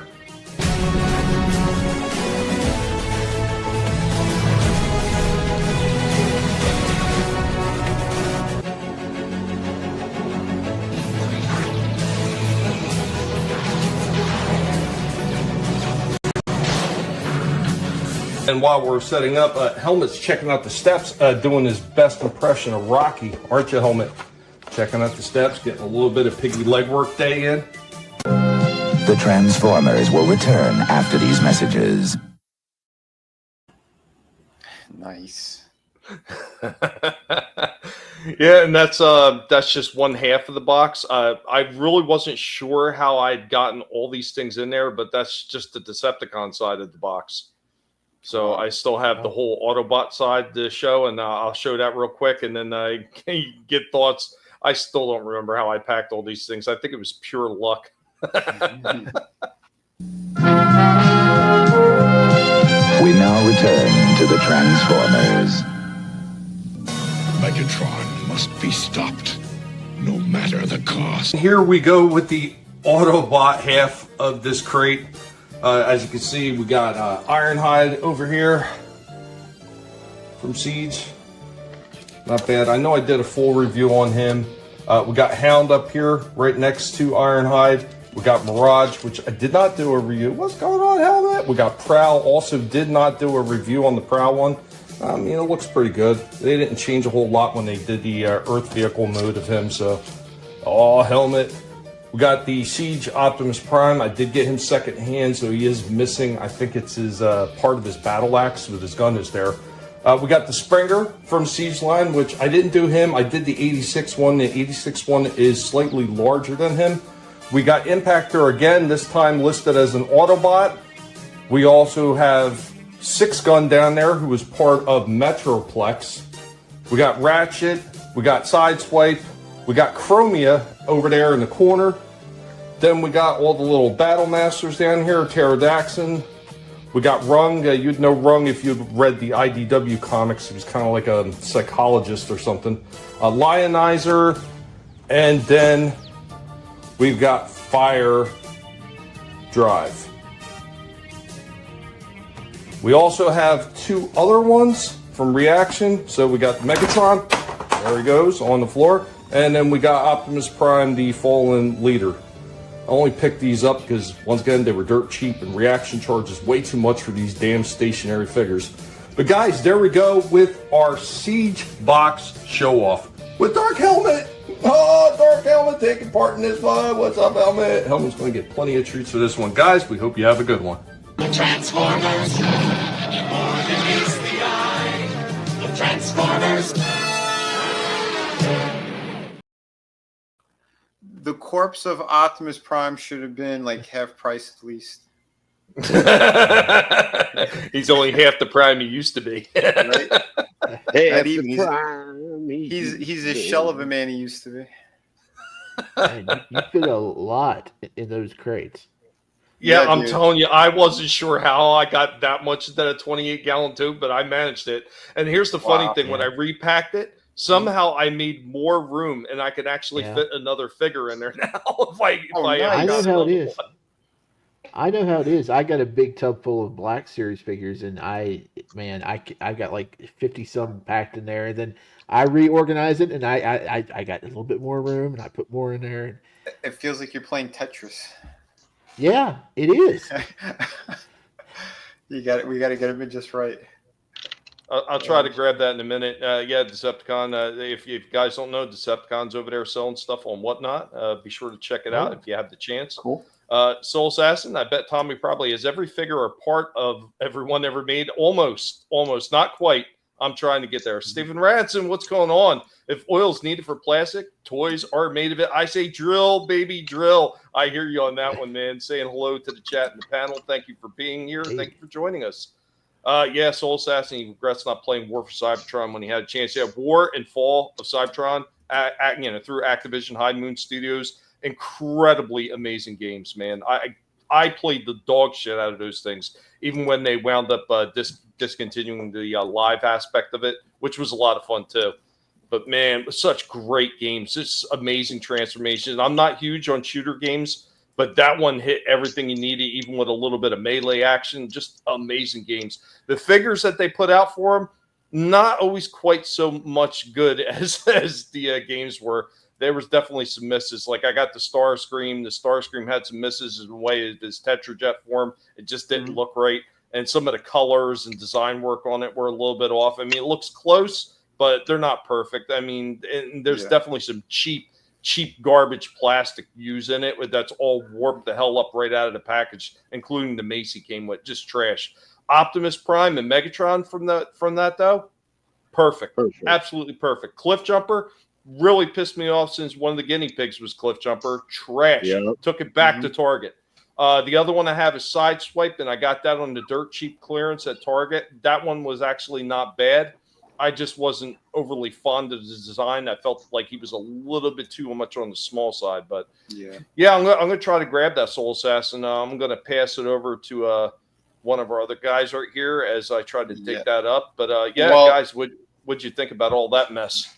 Dude, yeah, I mean, I got a good number of the ones you got as well there. Not all of them, but a good number of them that you showed in there. And there's a lot of really nice pieces. I mean, that's when they were really hitting their stride. I think was during the Siege and Earthrise. That whole War for Cybertron. The War for Cybertron, and when they first came out with Siege, that was definitely like their comeback mark. Because up until that point, like Power of the Primes, and it's not to say Power of the Primes is garbage, but there was a lot of figures in that were really made cheaply, and they weren't done as well as they could have been. Titan's Return before that was kind of like, they were starting to get back into the swing of things, and then they kind of dropped the ball in Power of the Primes, and they came back huge with the War for Cybertron, especially with all the figures they're doing and continuing the, Legacy, United Legacy, and all the other ones. They really started knocking a lot of them out of the park. Not perfect every time, but close. Yeah, they got me hooked again, like at that certain point, and now I'm almost done. There's like just a couple. Well, there's two for sure. I definitely need. But I'm almost completely done now. It's sort of like the G.I. Joes. There's like one or two characters, that I'd still like to get, but like I can't. We hit a limit with space and the dough that we're burning on these things as well. So. But it is cool. It is cool to see these characters like finally the way we wanted them for a very long time. Highly articulated, detailed, like you wouldn't believe, all that great stuff. But since you were showing off the Transformers stuff, well, here it is. Here's my last like hoorah. So I again, speaking of the pieces that I'm missing, it's to finish off this guy. So we have Hook and Long Haul Devastators coming together. Vinnie Mella, and I'm the former lead designer of McFarlane Toys and a comic book creator. Today, I am reviewing Transformers Studio Series. I have the Constructicons Hook and Long Haul, and they actually the main body of Devastator. So we're going to be breaking into this one. Very excited. It was not easy to get. But yeah, here he is. Two characters. Do the full breakdown for you guys. Devastator on the back. Yeah, let's crack into this one. And here's how the packaging was done. Wow. This packaging could have been done a little bit better. It almost feels like they did this box so that you could fit the other characters all in the same thing. I don't know. They did the box the same way for Rodimus Prime, and he wound up getting broken wings. companies operate. Jeez. They want to charge us on. But I show you in here too. You could fit overpriced. all of them here. But again, this is an honest review, so I'm giving you my thoughts as a former lead designer of a toy company. But yeah, let's get on with this because I'm not blowing smoke up anyone's keister. There you go. I put 2 more in here. There's space for 2 more right here. So yeah, could they have given us Devastator all in one box? Absolutely. So here are hook and long haul out of the package. And again, I think the vehicle modes look pretty cool. Oop, there's some extra stuff going on there. I'll show you in a sec, but he plugs in there. But yeah, this is articulated. Overall, looks pretty good. I like that you could put all of the Devastator pieces on here. If I unhook that, that piece snaps on the bottom as well. His hands fold into here. So there's a couple of cool things to show you, but I'll break it all down for you guys. There you go. There's long haul. Here are the other Constructicons that they released so far. Bone Crusher, Scrapper. So all in all, look pretty good together. And of course, yeah, there's the extra piece, which is I think the crotch piece for Devastator. That's attached to the long haul. But like I said, I'll show you guys everything. But not bad. Scaling's pretty well. I think Scrapper should have been a little bit bigger, to be quite honest. But other than that, these look great. Oh, and I wanted to show you this too with the Scrapper. I think the original figure, correct me if I'm wrong, but the original figure, you could. Yes, he did. Well, okay, I was gonna double check with Tommy. Yeah, I figured. But that's cool. You can recreate that if you want. Again, if you remember, yeah, let me know. I'm pretty sure you're able to do that, but yeah, you can recreate that with this as well. Okay, so let's break down some of what you can do here. You could put. Yes, I need a sandbox for all of those. It does have. Oh shit. The articulation on there. This piece comes up a little bit as well. The hook is actually hinged. That's kind of neat. It was hinged like that on the original one too. This thing nice swivels, but I think the pin could have been a little bit better in there. Like you really got to hold the base of it in order to turn this properly. But all in all, not too bad. I don't know why the head of Devastator is kind of like all crooked in there. They should have been flatter. I don't know why they couldn't engineer that better. But anyway, we'll see how everything is once I transform it and get him to where he needs to be. And of course, we have long haul, which his gun pins to the side there. Again, I like that you can put everything all together when they're in vehicle mode. So nothing's really lost or pushed aside. This was pretty cool too. You can see the engine block. And they painted it like silver. That's pretty sharp. So yeah. Pretty good detailing. They did a very nice job with that. But all in all, he does look pretty good. Big kind of dump truck thing. Not too bad. And like I said, for the other accessories, we do have the other pieces, the Devastator. So here is the chest. Kind of piece. And that right there is how the original one looked when you put them on Scrapper. Nice. Beautiful. And of course, you could remove these fist parts. Again, those fold in. I'll show you guys. And what's going on, Scrambles? But not too bad. And yeah, the connection point, I mean, it's okay for what it is. I wish it would be a little more secure, but it does the job. I still think it's interesting that they did that with that whole kind of bottom Before part I of them. transform this whole thing, I want to make another note here. For what we're paying for this entire set, how come these fingers aren't individual? This is all molded together with one hinge point. That's pretty upsetting, to be quite honest. Cheap. I don't know, man. Hasbro, a lot of times they kind of bend over the fans. I mean, overall, I know when this gets put together, should look pretty good. But I'll let you guys know because, again, these are honest reviews. I'm not a paid shill. No one's sending me anything for free.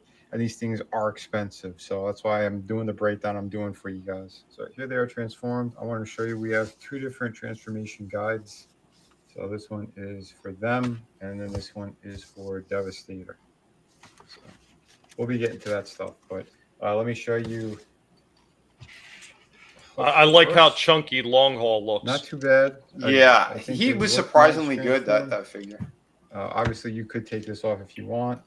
You don't need it on there, but it does help with his balance, obviously, because it's a tripod now. He does not have waist turn. He does have the foot pivot. He does have a hinge there for, I guess, for the transformation because, yeah, however it is, yeah, because it unhinges when he becomes Devastator. I haven't done it yet, but I will show you guys.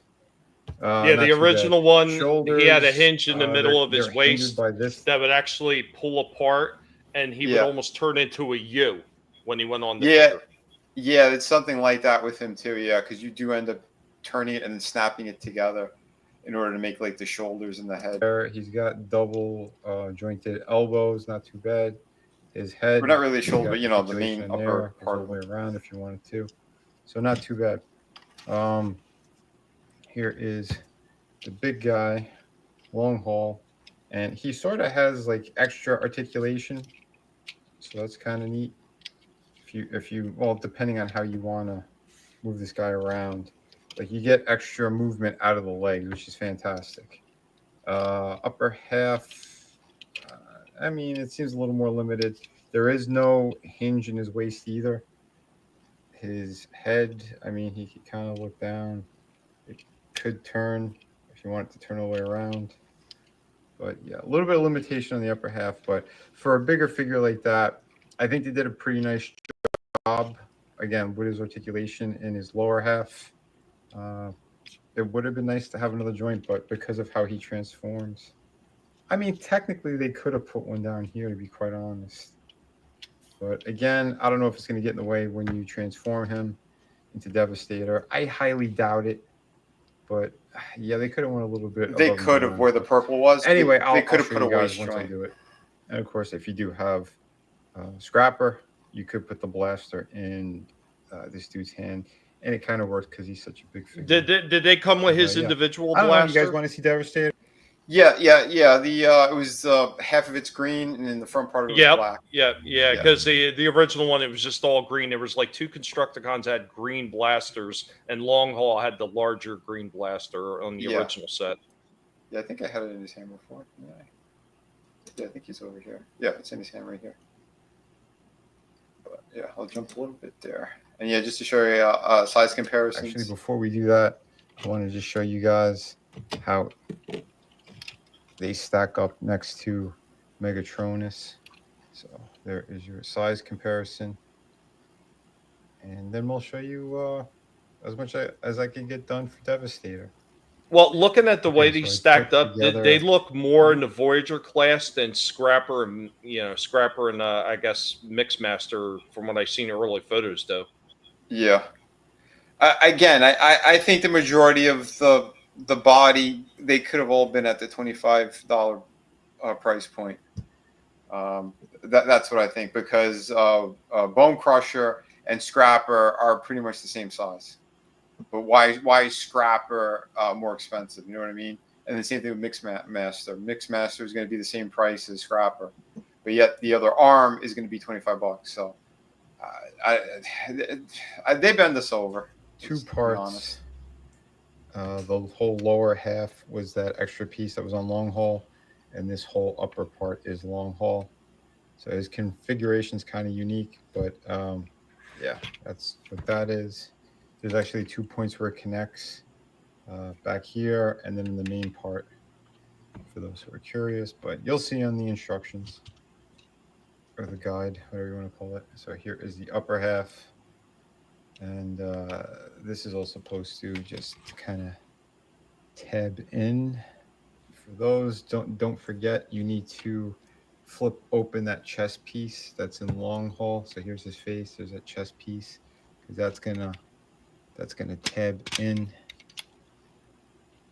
It's kind of interesting that they went with a lot of the design elements that were in the original G1 one. Yeah, it is pretty impressive. I think there's 4 different points where it connects from long haul to hook in order to get that, and then once you put like the chest piece, it keeps it more secure. So like it tabs onto the bottom there, and then there's like it kind of fits into the groove, two pieces near the top. But it's a very secure connection as well. Main body of Devastator, and he is pretty heavy. There's a lot of kibble back here. But it is what it is. Not too bad here. Not too bad at all. He does have waist turn as well. Some, not a ton, but still pretty good. It's that whole upper part. Not too bad. The skirts could lift if you want the legs to go up and out. Nice ratcheting joints as well. About time. Here is basically. This is the upsetting part. So we have ratcheting joints in the legs. We do not have them on the arms, and already you could feel a looseness. And that's yes, configuration, which sucks ass. Bone because crusher, it should have been all in Bone Crusher. This technically could slide to either the right arm or the left arm. I mean, you could put it on like this, and it slides on, or you could do it the way it's supposed to be, which is this side. So once it's all slid down, there is another tab from the wheel that ports into one of the treads. So there you go. And then we're going to grab one of the arms. There it is. And you get all your articulation. So right by that armpit, that should have been, again, this is old Bone Crusher, should have been ratcheting joints, and they did not do it. And just by putting the gun in his hand, you could already feel it. You know, when you do the kind of, a little bit of a shake and the arm falls. Yeah. Mm-hmm. From the joint up top. You get extra articulation down there, the hand swivel. So all in all, not too shabby. And if you want it on the right arm, there you go. So if you get 2 Bone Crushers, you can pretty much do that. Except the only thing is there's no connection point back here because it's meant for scrapper. No, not scrapper. Scavenger, rather. Scrapper's right here. So there you go. If you got 2 Bone Crushers, you could make the proper Devastator upper half if you can't find the other dude, which he's supposed to be coming out soon anyway. I think another month or 2. Here is a configuration for a scrapper. And a little bit. Basically, it's a sturdy foot. And he's going to slide in, so I believe this has to open up. And this is a very, very secure joint, by the way, once you do get it on. I'll do that off camera so I can see what the hell I'm doing. So here is how it kind of stacks up so far. Yeah, he is a big boy. And he does have knee articulation as well. The foot also pivots. So. And look at that ratcheting joint down in the pivot. But they didn't think about adding it for the arm. All the joints so far feel pretty secure on ridiculous. To show you height comparison. Yeah, man. So not too bad. Dude, there. he's gonna look fantastic. Completely. Like I said, I so want this set. Impressive looking piece. Yeah. In anyone's collection. I'm like kind of done with 86 line after him, but yeah, because these things are too expensive now, and he's kind of like my last big hurrah. But not too bad. We need that mixed master, so at least he could stand. So that is how he stacks up next to my knockoff Optimus. So yeah, I hope you guys like this review. I'm thinking about tossing on another Bone Crusher just to get him more done, but the problem is that leg yeah, overall, really, really cool. You get into dynamic running poses as well. Yeah, the articulation. I mean, it's sharp on this guy. Really cool piece. Here is Devastator with So there's the other Bone Crusher. Bone Crusher. And I gotta say, this thing is very, very impressive. Some gripes I do have. I think he needed ratcheting joints. There are no ratcheting joints in those arms. He has it in the leg, in the upper leg part, but this thing should have been loaded with ratcheting joints because you don't want these limbs to fall over time. And it was the same problem I had with that Voltron figure. Yeah, but other than that, they're okay on their own. Really... But once you put them together as Voltron, he was tipping over. And it's a shame. The thing looked fantastic, but without ratcheting, like good solid ratcheting joints, it won't stand.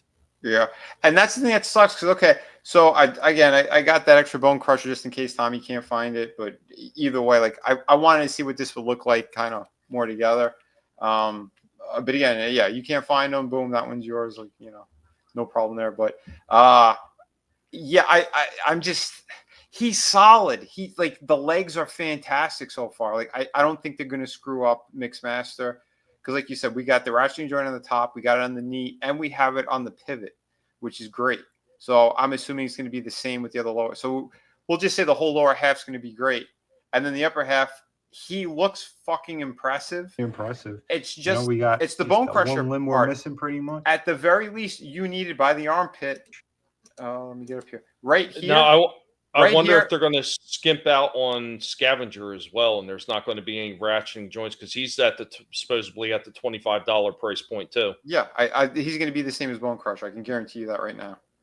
Because the way that they did this, and it's a damn shame because they needed that, especially. All right, is it the right arm that's usually the one that holds the gun? Usually, yeah. Yeah, so like that one should be a little bit more secure because like if I do like a little bit of the shake test, you're gonna see like the arm swings down. Like that's not good. You know, if you right from this angle here, it'll swing down if you do a little bit of that shake. If it's a little bit higher, not necessarily, but everything else is beautiful. Like all the joints are connected. When he's together like this, he feels so solid. It's like, yeah, they did a great job. But it's that one stupid thing that they needed to fix. Like I said, this is just for now.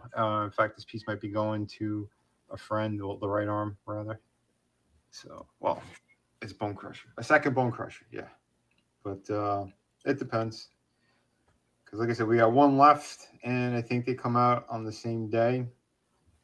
So that'll be the leg, Mixmaster, and Scavenger. But yeah, if you don't mind and you want him closer to what he was like in the cartoon, because in the cartoon they didn't have like the big crane stuff coming off that right arm, you could sort of, you know, do your own jerry-rigged version with an extra Bone Crusher. But up to you. Do what you want with your figures. Like I said, this is just temporary for now. But either way, guys, hit like and subscribe. More coming at you soon. And final look. But yeah, once I finally do get that. Yeah, I had to put them there because it's even on the back of the box, right? He's picking them up and throwing them. But once I can complete him proper, I'll do a full review and a breakdown again. So yeah, until then, hope you guys enjoyed this one. Yeah, remember, like and subscribe. Thank you again, everybody. Yeah, even with issues, yeah, it does look incredible. It really just is a shame that they're once again skimping out. And so, and it was my biggest gripe with the Optimus Prime, the 86 Optimus Prime. Absolutely zero ratcheting joints in that thing. And after 2 transformations, all the joints on that thing were so damn loose. It was like, whoa, what the hell, man? This is an $89 toy and every joint is loose on it already. Are you kidding me?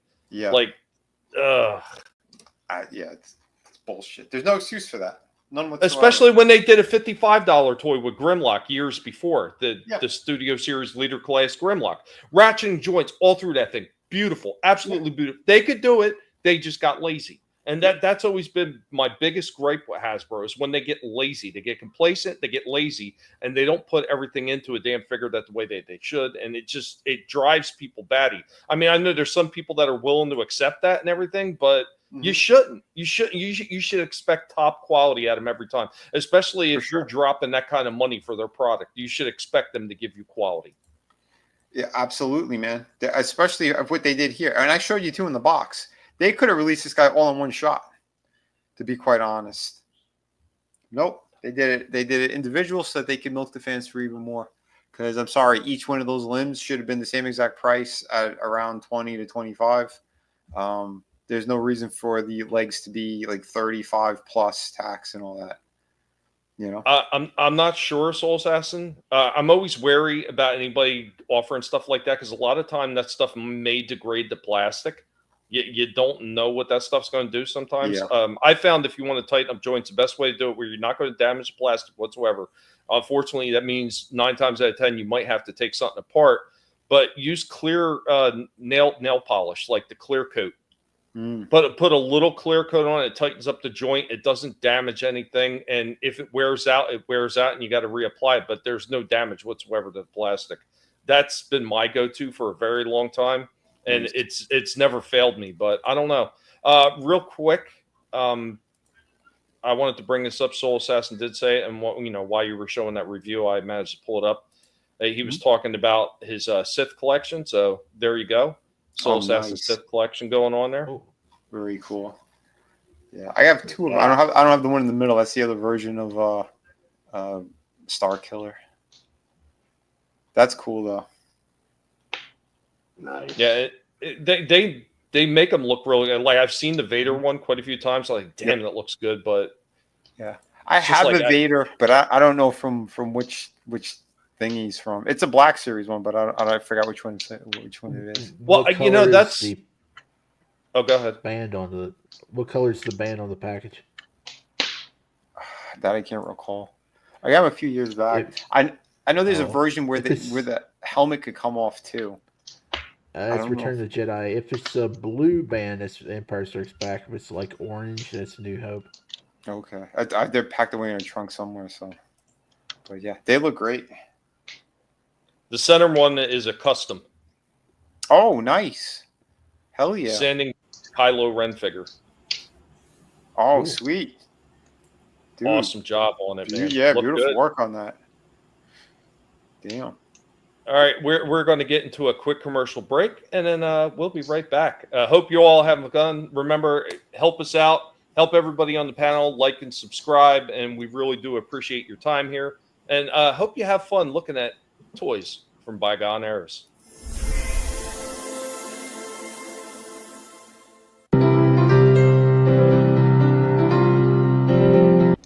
I am your Professor Indy of the Guinea Pig Collective.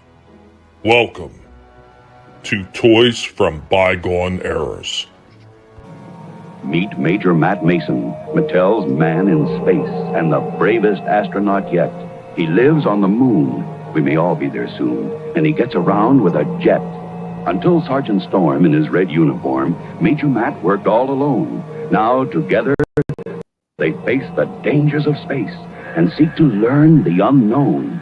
The machines that they drive seem almost alive as they transport the adventurous pair. The new Astrotrack whips through the black, and Firebolt even goes where they meet Captain Laser, his space gear ablaze with energy stored from the stars. He's a giant, it's true, but a friendly one who spent his boyhood on Mars. An exciting place, the world of space, as all the astronauts know. This world is swell. It's made by Mattel. With it, how far can you go? Hello there. You know, I've been all around this wonderful world of ours, and in all of this world, nothing else is silly putty. What is silly putty? Well, it's a real solid liquid. If you pull it so, it'll go forever, like taffy. But if you give it a sharp tug, it'll break like a biscuit. Now, when you make silly putty round and drop it, it'll bounce higher than a rubber ball. And here's something else you can do with silly putty. Flatten it, press a picture in your newspaper, lift it, stretch it this way and that, and you'll get something that's really funny. Always put your silly putty back in its egg, or it will run slowly away. You can buy Silly Putty for $1 wherever toys are sold. And remember, nothing else is Silly Putty.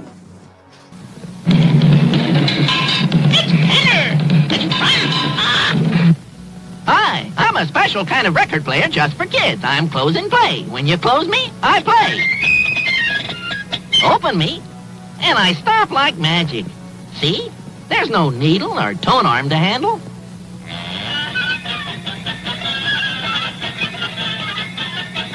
I'd like to be your very own portable phonograph. Get Kenner's wonderful close. Star Wars figures. R2-D2. Chewbacca, Luke, and Princess Leia. They're the Star Wars Early Bird set of figures. These action figures are not yet available, but this Star Wars Early Bird certificate package is in stores with this colorful Star Wars picture display stand and certificate to send in to get a set of figures by mail. They'll be sent to you at home between February 1st and June 1st. The Star Wars Early Bird certificate package, new from Kenner. Thank you for joining us, and remember, if it's not being done by a pig, it's not worth watching. Bro, they had a commercial for that early bird thing? Yeah, they did. A commercial for it. That's great. Because I know I always heard the story of how they had it, but I didn't know if there was... Yeah, I had mine. And I still have the original packaging and everything. My dad saved all of it. Yeah. Wow. Yeah, I hear you, Soul Assassin. Something about retro toys. They have more creativity than modern day figures. They absolutely do. Cotton also says, I got the early bird package for Christmas. Yeah, a lot of us did. That's why they did it, to make it available for Christmas. Shame Disney destroyed it. Yeah, I know. I mean, they definitely downgraded everything from where it started. But I do have another quick one here for you guys. I actually have two more. Unless Vinnie has something else. I just had something to poke fun at. Oh, okay. But yeah, no big deal. Go ahead. Okay. Got another one here. We're going to get into another toy history lesson with Indy. Indy, take over again, buddy.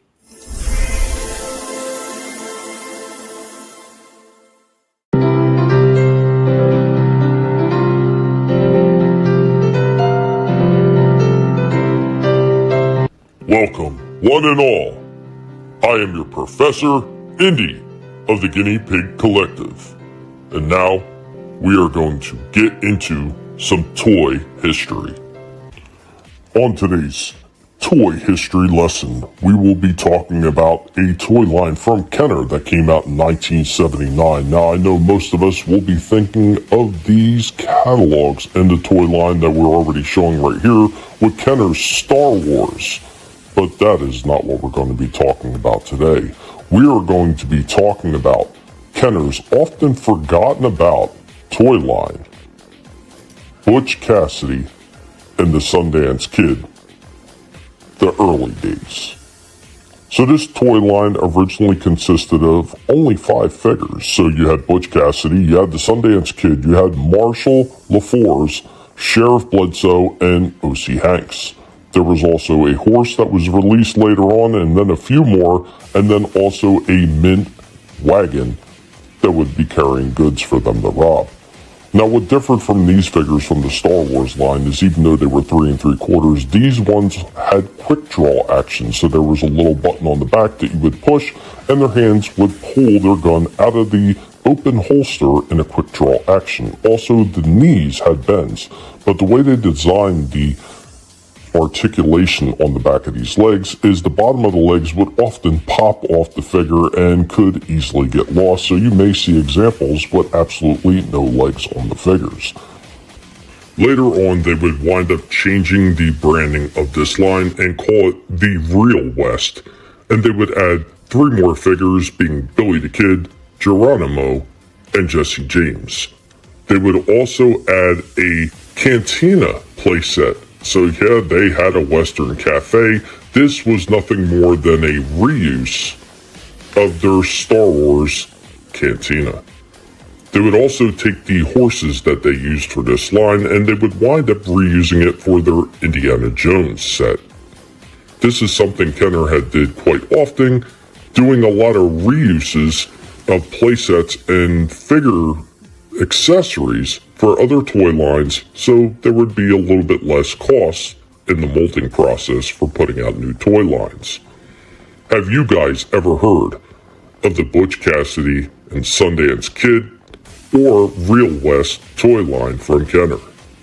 Thank you for joining me, Indy, on this toy history lesson.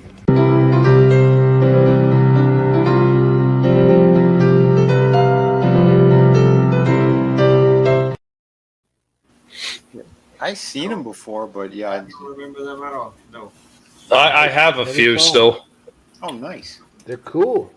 All right, so they were the exact size of the Star Wars ones, right? Yeah, they were 3 3/4. Yeah. Okay. Do you remember that there were also like Zorro and Lone Ranger figures like that too? Yes. I don't recall if they were done by Kenner though. I can't. That's what I was gonna It might have been Mego, because Mego was doing a lot more franchises, like franchise shows and everything than Kenner was. Yeah. Yeah, I remember one of my cousins had the Lone Ranger, and I'm pretty sure he had a Zorro one too. No, they were pretty cool for what they were. Cool, yeah, the quick draw action was really cool. I have a few of them. I have Sheriff Bledsoe, or is that Marshall? No, Marshall Bledsoe. They have a much different stance than the Star Wars figures. The Star Wars figures were all like stiff and like yeah. But they have like their knees look they look like they're ready to fucking do the quick draw. That's cool. Yeah. It was kind of cool what they added to them, and you figure this came out within the same time frame as the Star Wars figures came out in 79. 79, you said? Yeah, that's cool. They're neat. Soul Assassin has some up there. Is this the Zora figure you're talking about? Let's see. Let me see. I wish I could bring. Yeah, it up I'm pretty sure that's it. I'll bring it up. Yeah, sure. anything was a toy to try and repeat the Star Wars figure success. Yeah, and everybody jumped on it. Gabriel Toys. Gabriel that's the one. Toys? Yeah. Okay, I see it. I see it on top of it. Yeah, I'll bring up the picture of it. All right. I'll take it back to the Zora. Yeah, there you go. Yeah, that's the one. Nice. Yeah, there was a Lone Ranger one too. I like it with the red belt too. That's pretty cool. Yeah. So he had to have come with a horse too. They probably did. Yeah. I wonder if it was one of the trap door ones like they did for Star Wars. Or like Dungeons and Dragons too. Like I remember the War Duke's horse had that same shit. Nice. His legs were molded onto the side of the saddle. Yep. And you put a leg first in the hole in the saddle. Yeah. Yeah, that's what Star Wars did. What was it? The Tauntaun and the Dewback Lizard had that too, right? Yeah. Yep. Yeah, that was pretty cool. Like I said, I had a few of those figures. I had Butch, I had Sundance, I had Bledsoe, and I had the LaForce. I didn't have the O.C. Hanks figure, and I didn't have Geronimo, Billy the Kid, or unfortunately. I really like those things. My problem was it was the legs. They'd popped off, and I don't know which container they're in because everything got separated the way my dad just willy-nilly threw everything everywhere. So maybe one day I'm going to find all the pieces and put it back together so I could actually show the actual figures off, but we'll see. The quick draw was on the back, or was it one of those ones where you squeeze the legs? It had a push button in the back. Oh, okay. Yeah, so it had like an open-end holster, with the gun in his hand. You just put the hand down, clicks in place, hit the button on the back, and jumps up. That's cool, man. Sweet. Brave Star had that too, right? Did Brave Star? Yes, yep.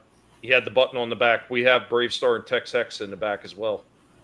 I showed them off once before. It was a while ago, though. Pretty cool, though. I have one more review to show off, and then we're going to get into some more stuff. I know Shifty has a big segment he wants to talk about upcoming toys. Cool. So right before we get to that, I'm going to show off my last piece for the night. So it's another one that kind of dug into the older crates and bringing out older figures I haven't reviewed yet. And I know Vinnie and I were talking about how they have had hit and misses on this figure, and I really do feel that this version of them, I really feel like this is one of the better versions. So here we go with this toy review.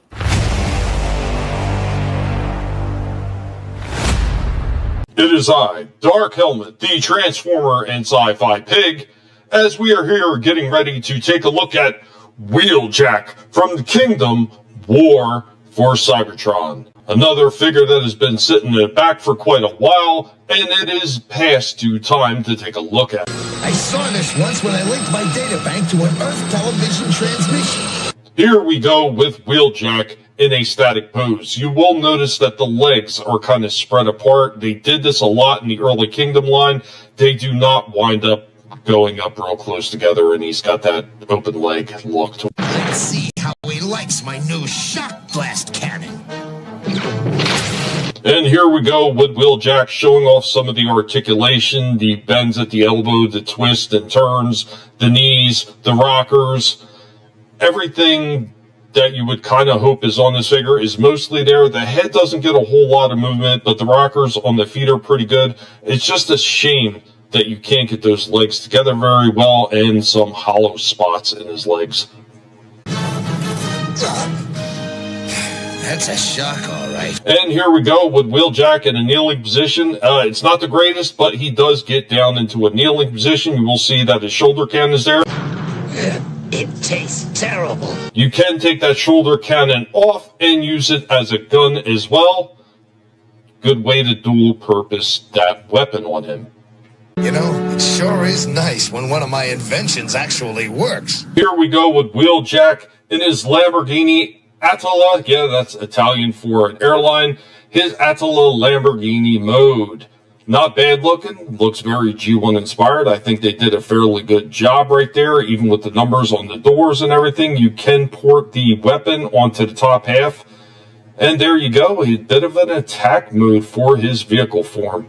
Just wish that this camera would stay in focus for these shots. It just won't. And here we go with final wrap-up and thoughts on this Wheeljack figure from War for Cybertron Kingdom. This figure does have a lot of good aesthetics to it, and it's also got quite a few takeaways, especially in the legs not being able to join together, some of the articulation being just ever so slightly lacking, and of course those big hollow spots that you see throughout the figure. Other than that, this figure looks really good. I wish they would have included a second shoulder cannon for him, but I think that's a small takeaway. He does look really good in this robot form, and if you could still pick him up, I would suggest, why not? We give this one an 8.5 out of 10. Transformers, more than meets the eye. The Transformers. Yeah, he's a solid figure. I like that. And yeah. They got that car mode down packed. I mean, that looked fantastic. It did, and it didn't take a whole lot to get into the card form, because some of these ones, it's like origami, and it's just a pain. Not everything snaps into place. Right. Everything snapped into place on them perfectly, just the way it should have. They look cool. Nice. All right, Tom. Yeah, I was pretty impressed with it. What's up, Slasher? No, I just got something to bring up from that thing that Soul Assassin sent before. Okay, there's the horse. Shit. Yeah, it shows all the figures of the Zorro line. Wow. So they do have the horse. Oh, that's pretty good. Yeah. Nice. Wow. So then, yeah, Lone Ranger. Definitely, there's no way they can make a Lone Ranger figure without a horse. Hi-ho, Silver! Is it going to come with a skateboard or something? Yeah, I need to get back to some of those earlier figures, like the Siege Prowl and everything, just to see how he stacks up to the more modern 86 version. Like, there's quite a few one I got to get to, but I'm kind of glad I got to this Wheeljack one. I don't know what it is about this one. I just like the way he looks overall compared to the Origin one. I felt like the Origin one was lacking in too many places, but I feel like this one is a lot more closer to the Wheeljack that we got in the Sunbound cartoons. Yeah, I out of the two, I prefer this one as well. I have one of the versions of them in the, I think it's the Earthrise one. But yeah, beautiful figure. It's pretty much the same mold or whatever. But, yeah, they reused it a few times. They did like a darker version for Netflix. Mm-hmm. But yeah, I have that one too somewhere. Yeah, they did such a fucking great job with, again, the Earthrise, the whole War for Cybertron stuff. Like there was rarely a miss during that whole run. Back before they hated the fans. Yeah, well, you're not wrong. Well, I mean, I'm just saying. Yeah. Yeah. It's wild. I wish these companies respected us more.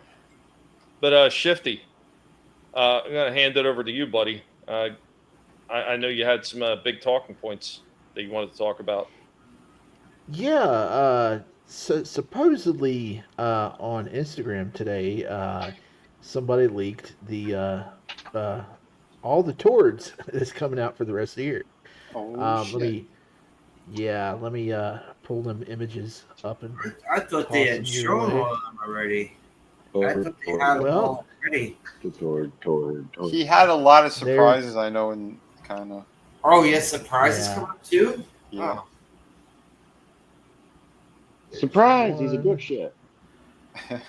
Yeah, I remember they had, they showed all the regular comic ones, like the digital lines that they showed, and then they had the Batman Returns ones. Yeah, there's a few he didn't. Apparently, he didn't show. Oh, okay. There you go. There's a list. Yeah, so like there's no huge surprises. There's a lot of people wanting 66 Robin, Smallville, Superman, Lois, the Linda Carter Wonder Woman, not yet. Oh, I didn't see that. Yeah, Scarecrow. John Wesley Ship Flash, not in here. No Watchmen, no Zatanna. But there are some standout figures in here. Cheetah from Crisis on Infinite Earths. Also a Joker from Crisis. We got a Wonder Woman versus Godzilla set. The Hush Riddler, which is going to be looking awesome because he's in a really nice in the suit. Green suit. Yeah, because they made him back from DC Select. He looked great. Scarecrow. This is the classic Scarecrow. So nice. Yeah, I want a comic Scarecrow, not a movie Scarecrow. Yeah. This you have is my this attention is with Scarecrow because I do have this quite is a the DC few. classic. So yeah, this should be the old one. Yeah. There's a Green Lantern from Emerald Twilight. I don't know what that would be. That was when Hal Jordan killed off the rest of the Green Lanterns and became Parallax. Sweet. Okay. I know Adam's going to be psyched about this. They got a Batmobile 66 for the multiverse line for that Adam West Batman. So that's you cool. know me, I'm gonna have to get it's all Trina's fault. Darn you, Trina, you're not here, but she had to get me the 66 Batman, and I've got a few now, but we won't talk about that. Yeah, there's another picture I loaded up so you can switch to that one too. They got some other stuff listed. Well, I'm pretty excited about the 66. Darn you, Shifty. I also seen Shifty in there. They had the Penguin with the Duckmobile in the last list. Yep. They've got the Batman Returns line that everybody's waiting on. Hopefully, the neck on the digital render, the neck it seems to be solid all the way down. Mm-hmm. So the Keaton figure should look better. Hopefully this time around. Everybody's waiting on that Catwoman figure too. So you got some good stuff coming out. Hopefully that they're not hard to reserve. I know we've had some problems here in the past. Yeah. Yeah. Hopefully they wind up in your GameStop. Hopefully.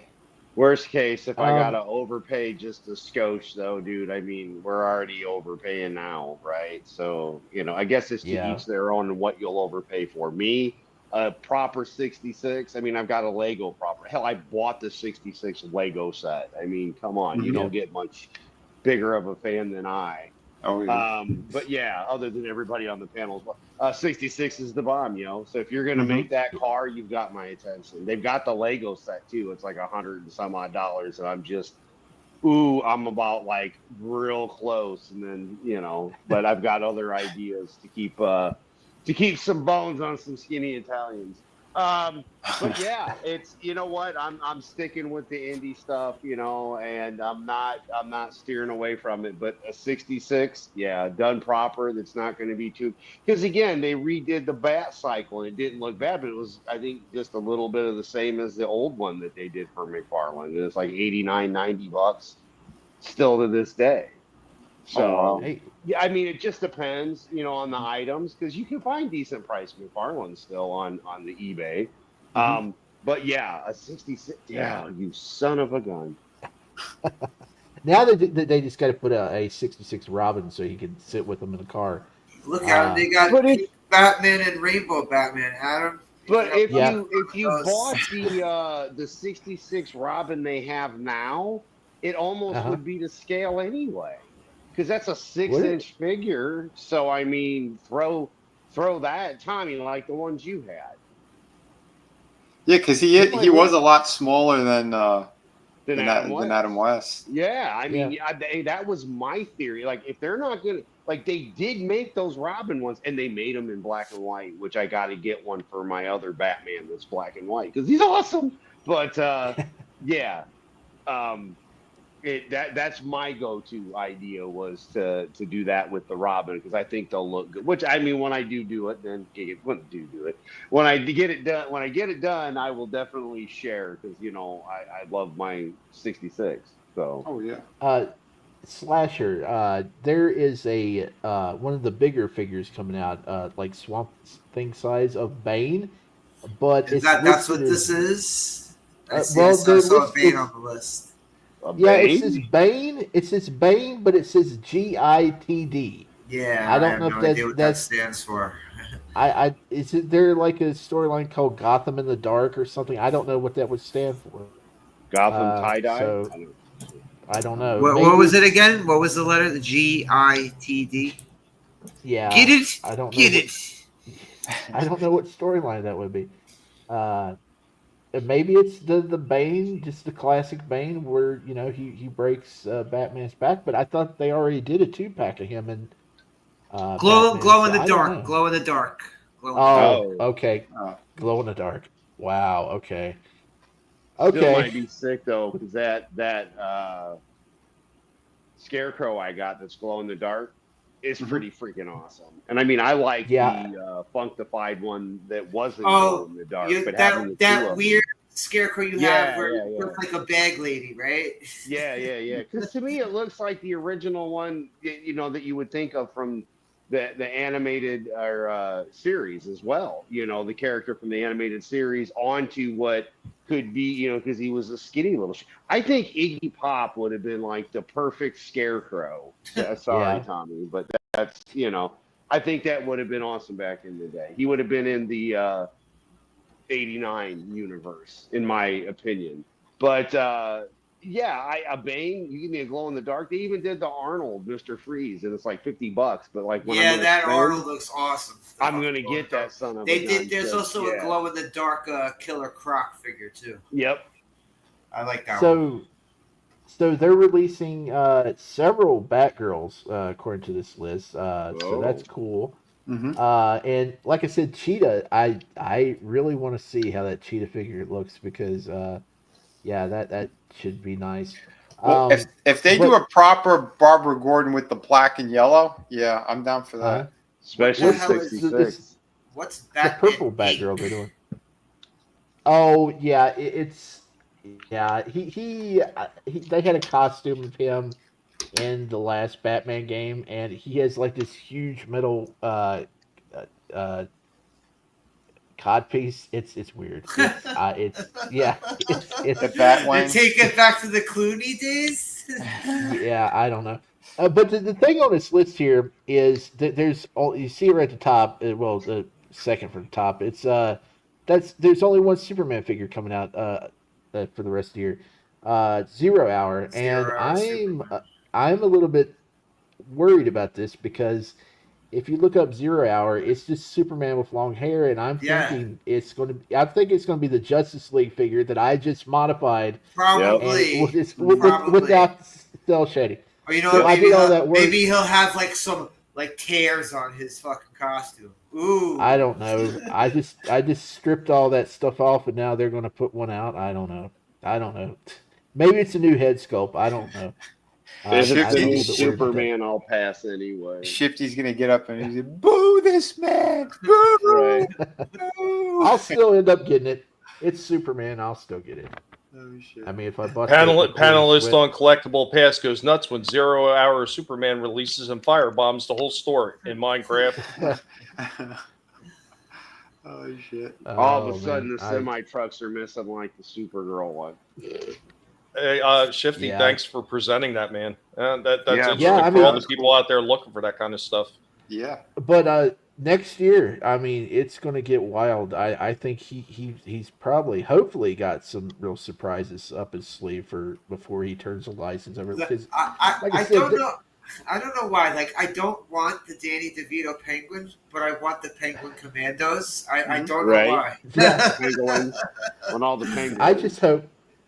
I just hope that he at least puts a Watchman line out before he loses the license. That's right. He hasn't done a single Watchmen figure since he's had the line, right? Dude, yeah. I mean, that's one that actually hits close to home from, Rorschach, which I still have to get his. Yeah. I still haven't done his commemoration video completely done yet. I'm trying to get the music right on it. I'm struggling with it, but the only figure we have is basically it's a figurine. It's not even really a posable figure. So yeah. I would love to get a fully articulated Rorschach figure like I finally did for Cringer. I mean, once again, it was unfortunately after Cringer passed, and I finally got it. But I would love to see that.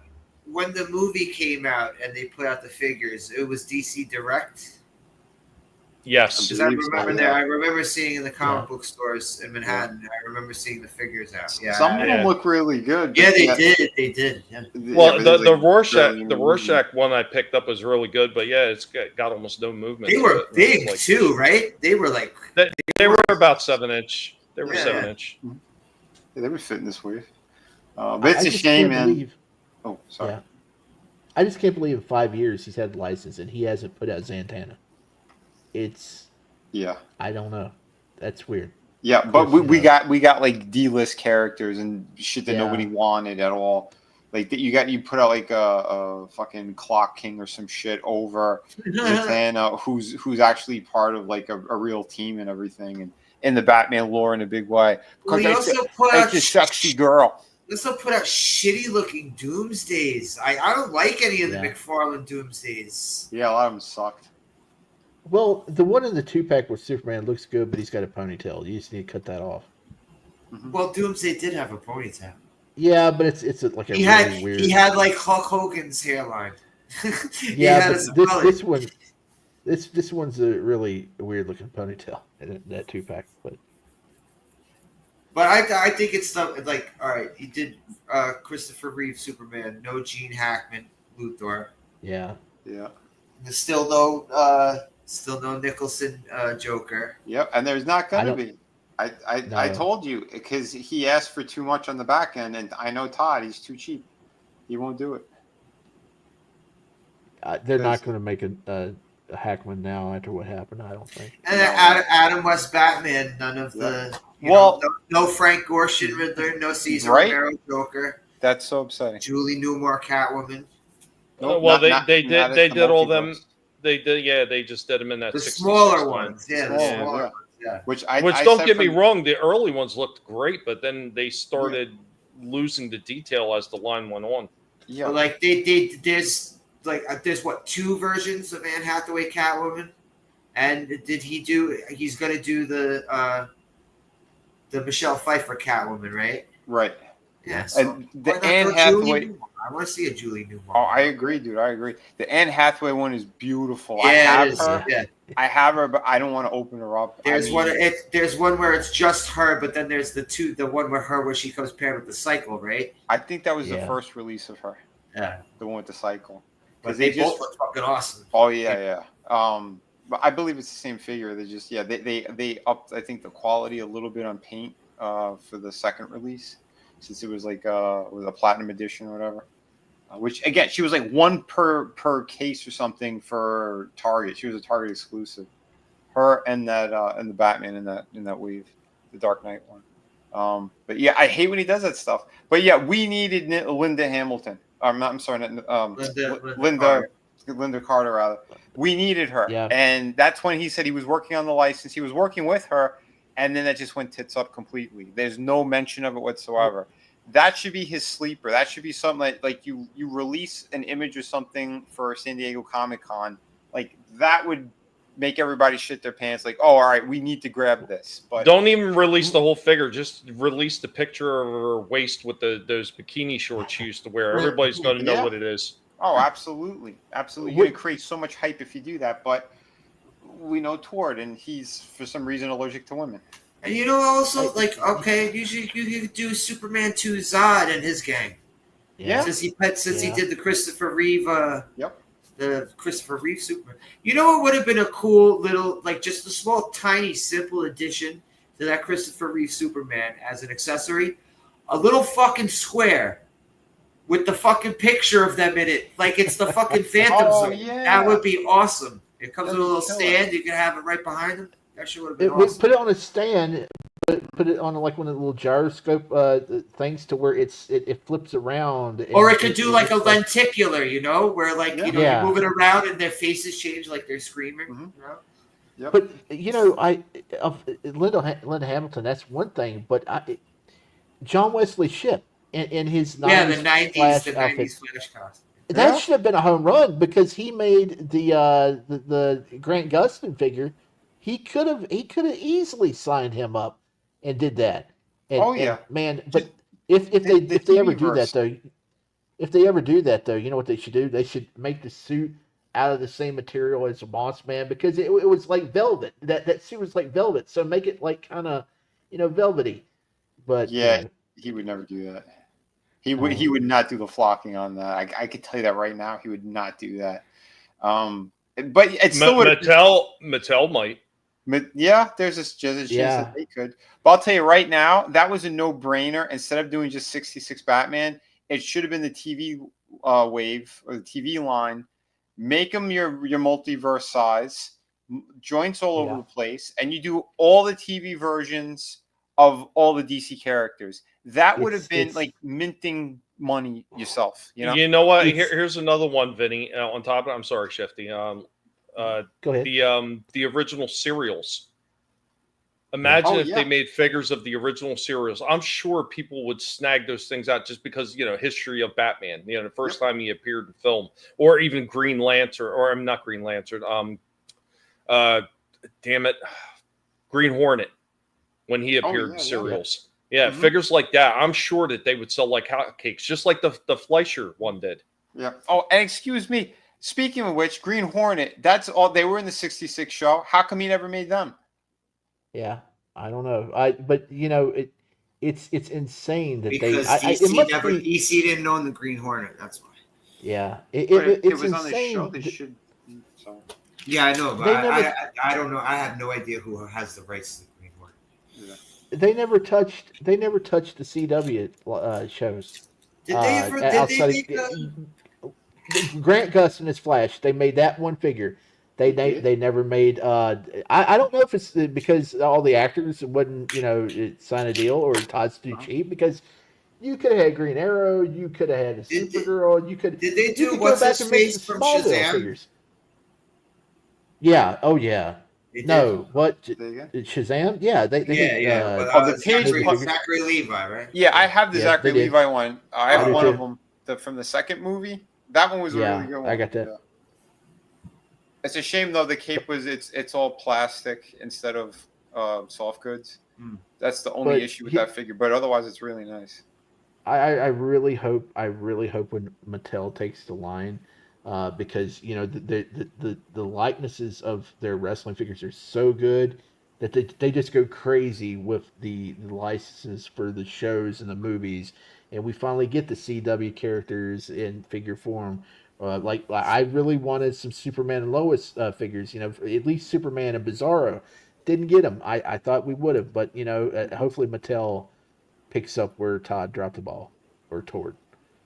Yeah, but we really have no idea what to expect because I'm sure they're going to be in their own scale. They're not going to be the scale anymore. Well, at least they'll match up. Are you going to completely change it? I think they might go back to their old format. Well, they'll match up with the Marvel Legends then, but because a lot of people wants that. But I don't know. They may make several different scales because I mean, it's just sitting there. The size wise, you know, for like the Masterverse. I mean, those are larger figures. They can make Did they something like that. touch on the Gotham series? Did they do any figures of anything from the No. Gotham series? Not that I'm aware of. No. No. But yeah, we'll see. I mean, Mattel, the ball's in their court.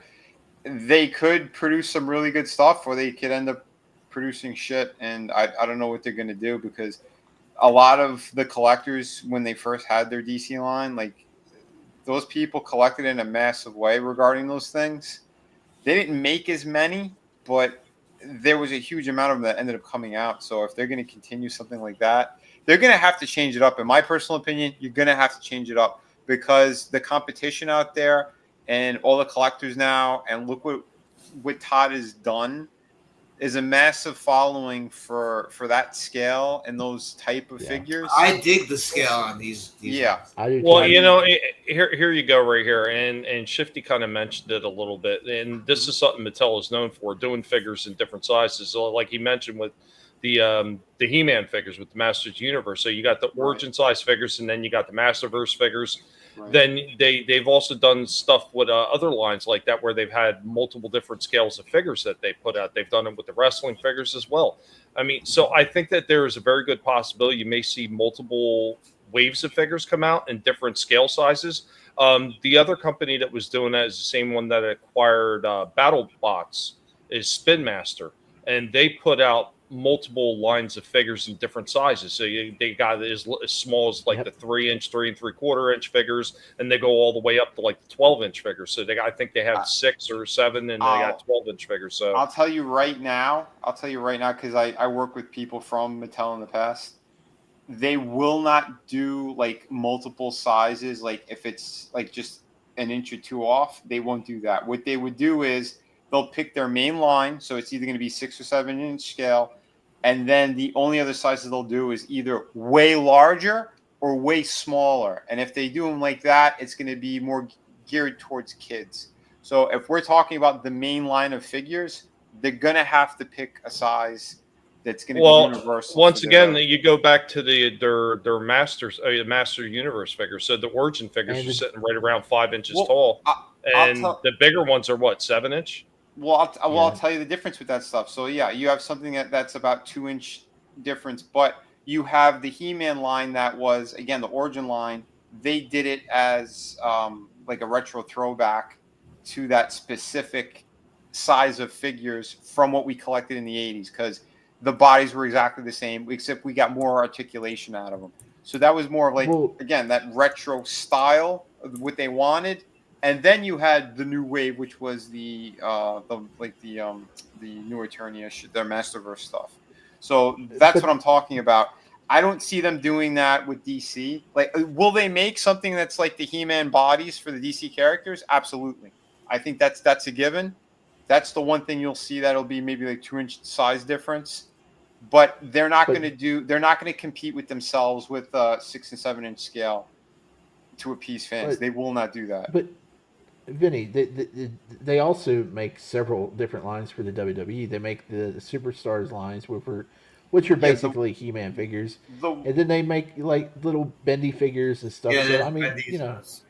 Yeah, but again, those are the things that are geared more towards kids. The collecting market, they don't have multiple different sizes of what do you call it? Like the one that Adam has on the wall. What the fuck are they called? The red box, right? The elite. Yeah, like that stuff. So they're changing packaging on some things, and they'll dumb down some shit a little bit. But that's something that they've had for a while. That's a deal that they cut with WWE. That we'll do the ones at a cheaper price point. That way we could put it into Walmart and Target specifically. Those will range around $15. And then you'll have the ones that are more geared towards collectors, which is like the $25 to $35 range. Yeah, like the one with the massive amount of accessories. Yeah, that's the structure they have. And again, I'm not trying to be a dick. I'm just saying, like, coming from that world, how you break down your list of figures and prices and how you're going to gear your bulk of collectors, you have to pick a size that's going to be universal. Then the other shit is going to be, again, the stuff that you're going to be targeting more towards the younger audience versus the collector audience. So, bro, my store just got that fucking is that what it's called? The Elite Series, the Ultimate Edition. That's it. Yeah. They just got the fucking Razor Ramon one in. That thing looks fucking awesome, bro. Yes. those look good. Yeah. Yeah, those look pretty nice. Yeah. That question Soul Assassin brought up. That's tough. That is really tough because they both have their strengths and they both have their weaknesses. I don't, because I collect all. Well, I'm not huge into Mattel unless I see a WWE figure that I want. But I like a lot of stuff that they do. But I really don't know, man. It's all about. Yeah, if I were to rank them, just like for the ones that I have and what I've collected over the years, I'd probably put Hasbro at 1. I have more Hasbro shit than any other out of those. 2, I might say McFarlane, and then 3 Mattel. But I'll tell you right now, like the old way of the way they did figures, though. How would you? What would you say was the best? Like older figures? Like who would you say made the best from like back in the day? Oh, that's tougher. Shit. Well, I'm pretty close to you, Vinny. Except what Soul Assassin's providing those 3 companies, I would say Hasbro's is still better than Mattel.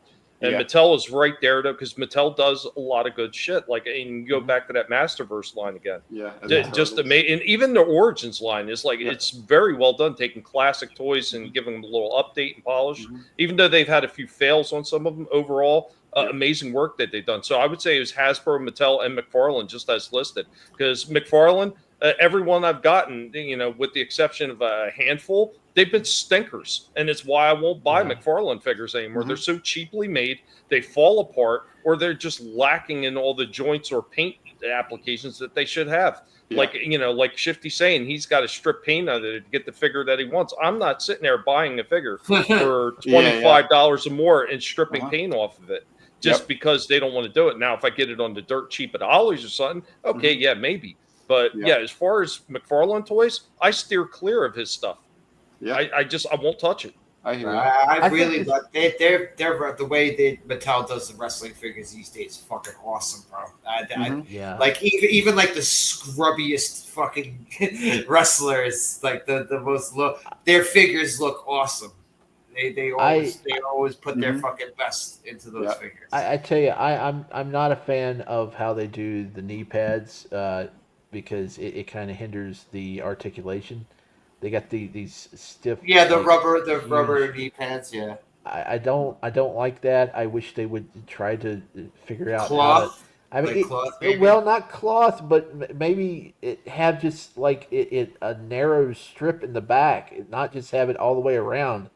It's the same size all the way around, and it's terrible. Yeah. A lot of it is for McFarlane plastic quality. Yeah, McFarlane for me, it's just they make Superman figures and Batman figures, and that's the pull for me. And sometimes they look really good. That's what's so I like the plastic they use most of the time, and that's I would, but it's tough. Like I said, all 3 of those companies does some really great stuff, and they do some really crappy stuff. Just like that figure. I showed earlier tonight. What was it? Now I don't forgot. It was the Hawkeye figure, gummy plastic. So it's Jade is the best. Jade's the best. For the quality and the amount of figures that I've gotten, I've had like no issues with, or I think Jade is probably for me number 1 at the moment.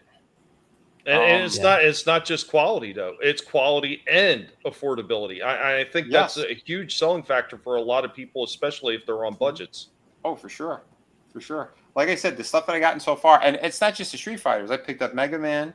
He's fantastic. I picked up Tony the Tiger. Would I ever pick up a fucking cereal mascot? And I'm like, I got Tony the Tiger. That piece is fantastic. It is. I got him on back order.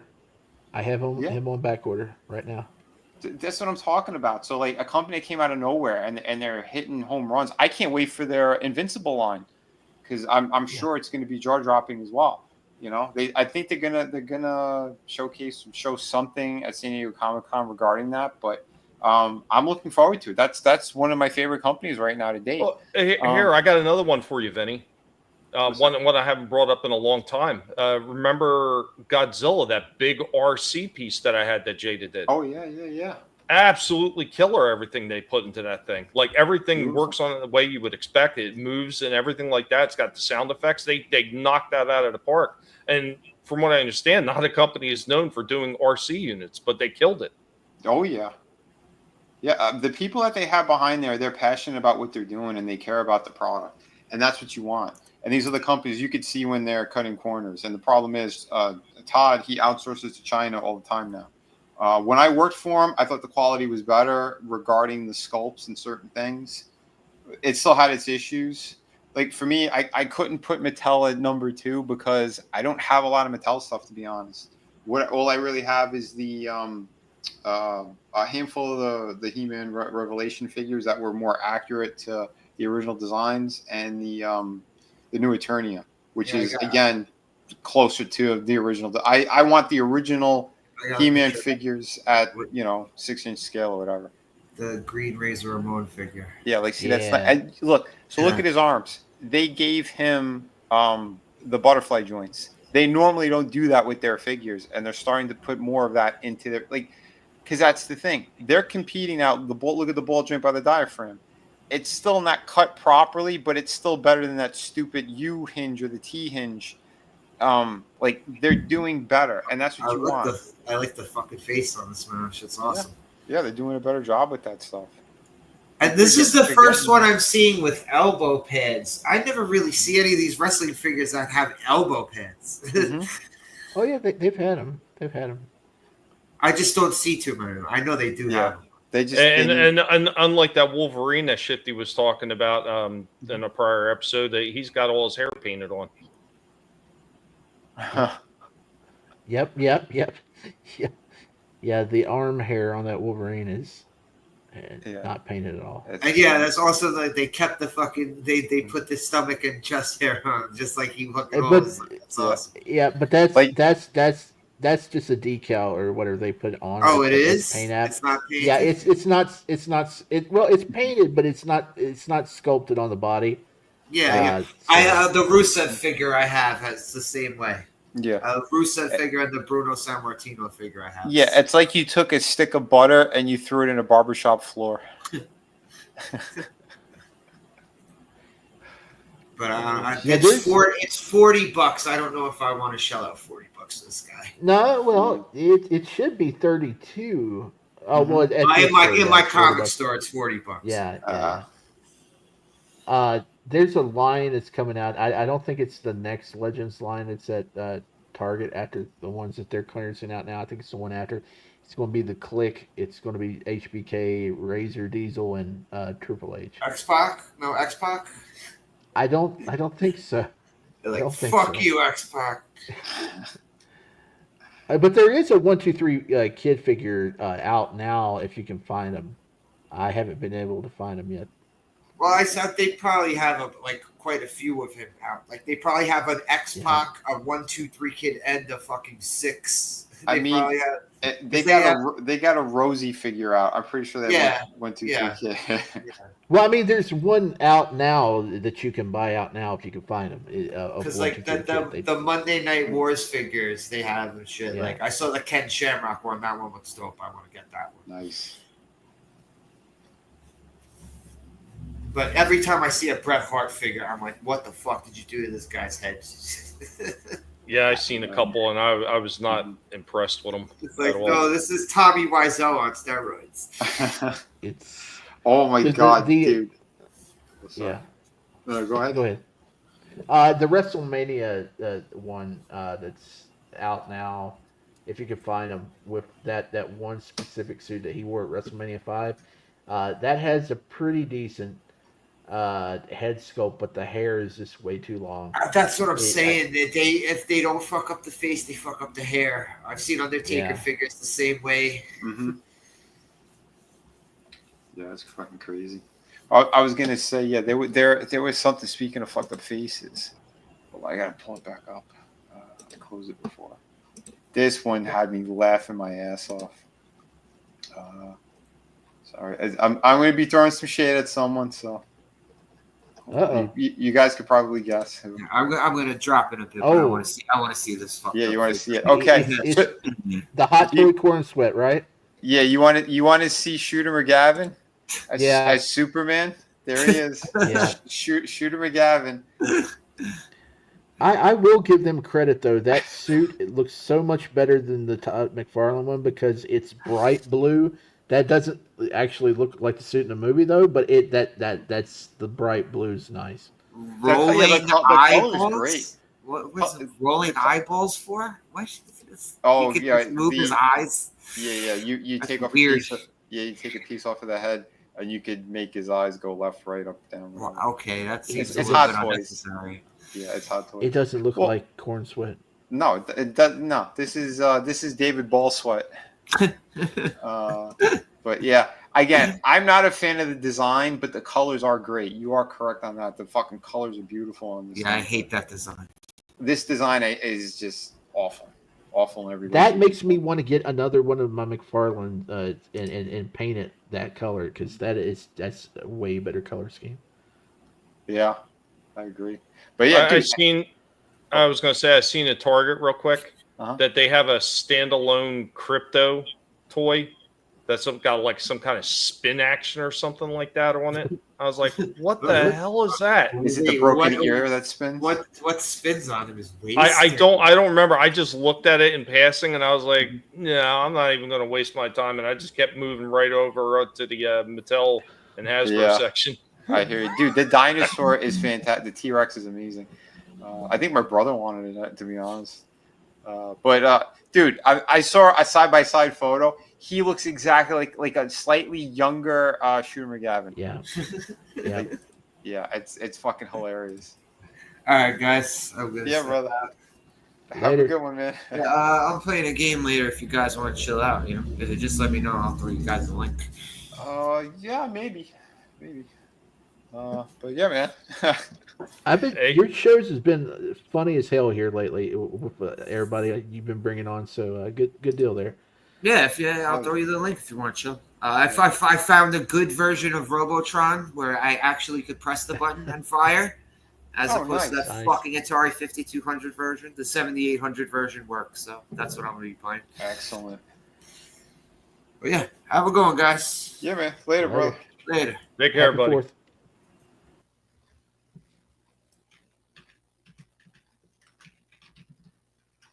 And also, happy 4th to everybody out there listening and watching. Oh, absolutely. So I'm trying to look it up to see which one it is. They got Spin Master mostly, and here it is. He comes with a helicopter blade above his body that spins. So he's a helicopter dog. I've seen it. They had some of those for Spider-Man and some other characters a while back. Yeah. The little helicopter toys. Let's see if I can. Spin Masters, they really are kind of killing it with the Superman toys because they have like for $10 you got the big 12-inch figure. For $7 or $8 you got the 5-inch figure, and then for $12 you can buy like a little pack of 3-inch figures. There's like 5 or 6 in a pack, and I think they're die cast. They look really nice. Let's see. I think I have it. Corn Sweat's too pasty though. They need to give him a tan. Yep. Like I said, I seen it in passing. I just looked over and I was like, ugh, and I kept going. Yeah, that looks terrible. It does. That's from that Spin Master. Oh, dude, all of those are on clearance right now. All of them. Well, not at all stores. They're not clearanced here. Oh, I see them all over the place. Like they're fucking peg warmers. Yeah, no, they're moving at mine, but we haven't got the Tom McFarlane display yet for the Superman movie. Yeah, I haven't seen any yet. I haven't seen one either yet, but we'll see. But I know those Spin Masters aren't moving for shit by me. They're in every store, fully stocked, and I saw the clearance stickers on all of them, $5. Yeah. Most of them are pretty low budget. Like a lot of the the Mayhem turtles that they had. They just don't move, and like none of my stores are getting the classics restocked for some reason. No, not the Mayhem TMNT. okay. That's still Playmates, but those things just don't move. And it's the same thing with the Spin Master. A lot of those don't move either, and they just sit there and they collect dust. Yeah, because they're like dumbed down toys. Well, James Gunn didn't do the movie any favors. He just said recently he called all of his haters 12-year-old Indians. He thinks they're from third world countries, they're 12-year-old Indian bots, and he buried himself with that stupid comment. Nah, well, let's not get into it. I don't want to discuss him or his movie.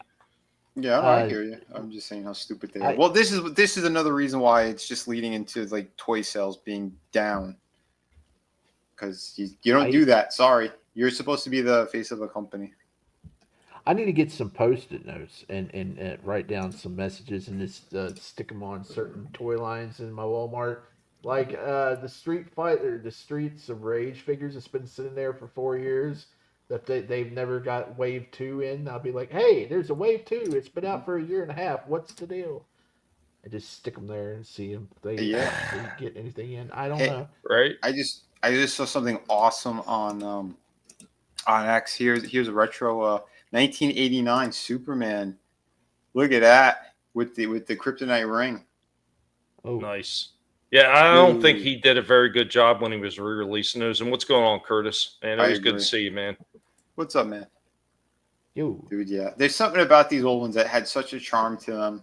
And when you take the feature out, then like, what's the point of redoing them?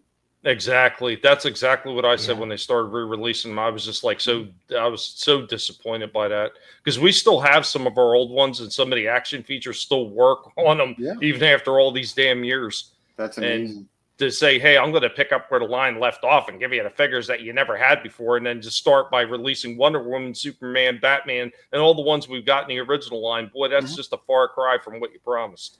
I will say I do give Todd credit because that when he first put those re-releases out, they had terrible capes on them, and he listened to the fans and he re-released the re-release with better capes later on, and so he did do that. But no, well, you're welcome.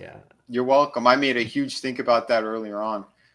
Me and a couple other fucking people too. Like we ripped into him about that stuff. Like I said, he watches this stuff, and especially someone who is a former lead designer. You bet your ass he's been watching my channel because there's things I've said where he made those changes later on. Hey, Todd, if you're watching and listening, I want a single carded Henry Cavill Superman before you lose the license. I want Linda Carter. I want a John Wesley Shipp Flash. I want the Watchmen. I want Zatanna. I want a Mr. Mixel Pickling. I want Smallville. Bring it. I'll buy it. Yeah. Go ahead. Prove this pig wrong and release a freaking awesome Rorschach figure. Yeah. I mean, you guys, it's you're better off finding a lamp and getting a genie out of it. I don't know. Yeah, Curtis might be right. He might be hate watching. He might be hate watching. Oh, he might be. I'll tell you, man. It's kind of ridiculous. The choices that he made at the end like that, but we have a handful of pretty cool stuff that is supposed to still be coming out.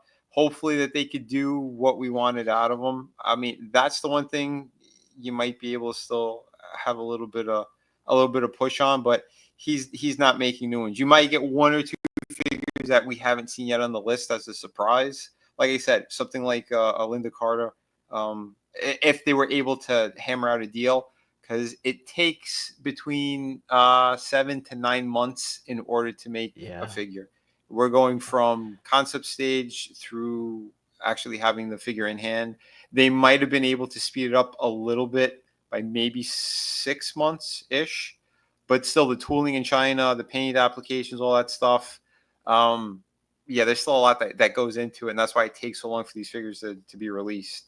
And that's why that's why they have like the toy fairs, so they can get a guesstimate of what the companies and places are going to order and how many they're going to have to be making, the manufacturer. But since he screwed things up and he overflooded the market in about year 2 or year 3, Target and Walmart cut the order in half.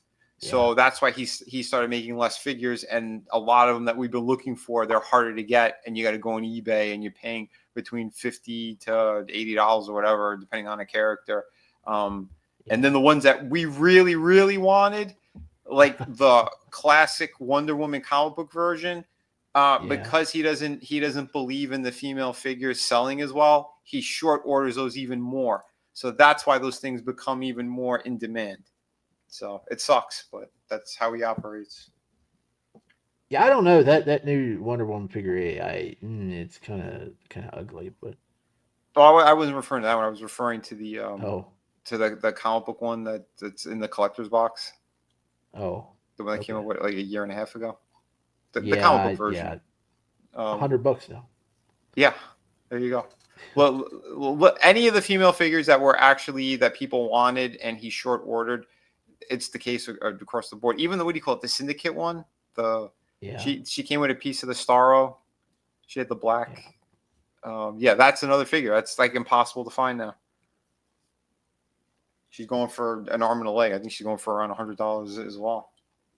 The interesting thing will be when he ends the last figures he puts out, because it's probably going to be the Supergirl movie. It's going to be his last hurrah. So, that's a female-driven toy line right there. And, what's he going to do?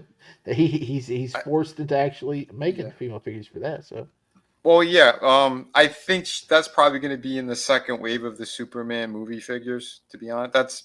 I'm calling that, because he says they're going to be out before the movie is. She's already done, because she's I believe in the end of this movie. So she's someone who's already on the board, and Superman's going to be in her movie. So okay. So they're going to be, if they don't release her in wave 2 of the Superman movie ones, then they're gonna release her like right before her movie comes out. But she's finished. Yeah. I can guarantee you right now, she's done already. Her and Momoa. Oh yeah, the logo. What they're going to do for Momoa, they're just going to recycle all the unsold, Aquaman heads and just paint them up like Lobo. I don't know. I wouldn't be surprised. I mean, he's been cutting corners. Well, I think this is a good place to wrap it up. Yeah. I want to thank our other panelists for being on tonight. At Superfan Adam Shawhan, and of course Slasher, who's going to be playing the game later. So, guys, if you have a chance, stop on over Slasher's channel and watch him play whatever retro game he's got on the table today. I forget what he said, or didn't he say? Robotron. Okay. All right. Yeah. Sweet. Yeah, I think he had a problem getting that one last time. Yeah. And he played something else. So, stop on in for that. And, of course, I'm going to hand it over to our 2 remaining panelists, and they're going to let you know what they got going on. Hey, I'm stuck. I can't transform. Oh, thanks. I think. Hey, while we're talking about Slasher, on Wednesday nights, y'all need to check out Tolbath's channel, because him and Slasher play games, and it's a lot of fun, and those dudes are funny when they get together and they start playing games together. A lot of laughs watching their last few streams. I jumped on last night. I jumped on last night. I just want to say real quick, I laughed so hard I had to shut the mic. I was falling over, gut busting, laughing. So listen to Shifty. He's 100% right. Good stuff. Hey, I'm Shifty, and you can find me on, of course, the show right here, this awesome show, and you can find me on the X and the on the YouTube. Sometimes I stream, but it's whenever, But on maybe tomorrow, we usually do them on Friday nights, but tomorrow's a holiday, and next week is the Austinator. He's going on vacation, but on his channel. We're doing Alien movie reviews until the big Alien Earth TV show hits FX and Hulu on August 12th. We did Alien last week. That was a pretty good discussion. We're doing Aliens Special Edition. I don't know if it's going to be tomorrow night or Saturday. Stay tuned. And then on Sunday, over on the Real Review 3000, Chris Knight's channel, Han Star and Chaos Central, it's Jackbox Fun Night where we play Jackbox games. Come on over if you're in the audience, and we'll get you in the game, and we'll have some fun. Thanks. Awesome. Thanks, Shifty. Appreciate it, man. And we're going to hand it on over. Authentic fools! There's no escape! Hey, everybody. Yeah, thank you. Tomorrow we're going to be talking about some crazy stuff. I'm going to be showing some funny things too, since it is the 4th of July. We have 2 streams tomorrow. I'll probably keep the 5 o'clock one shorter. But yeah, we're going to be doing John Wick 4. Hopefully Tina could make it with us. She says she's going to try as long as there's internet where she's at, because she definitely wants to see the 4th one. We've been having a blast with those. Let's see. Yeah, there's some crazy topics we'll be hitting for sure. But I do want to say something real quick too. We lost an absolute legend in the comic book industry this week, just the other day, Jim Shooter. So yeah, prayers and thoughts to his family. And I met him a few times, had a couple conversations with him and Ron Garney and at a show. And man, Jim Shooter, absolute, what a gentleman, what a great guy, and the impact he put on the industry. I don't think anyone has done as much as this guy, and what he had done for Marvel alone. He's the reason why we have trade paperbacks. It's because of this man. He started his career when he was like 13. He was sending in scripts and got them bought by DC. And then I think he started working for them full time at like 15. So amazing legend. Rest in peace, Jim Shooter. Absolutely. And Michael Madsen. That's another legend we had just lost. Mr. Blonde from Reservoir Dogs.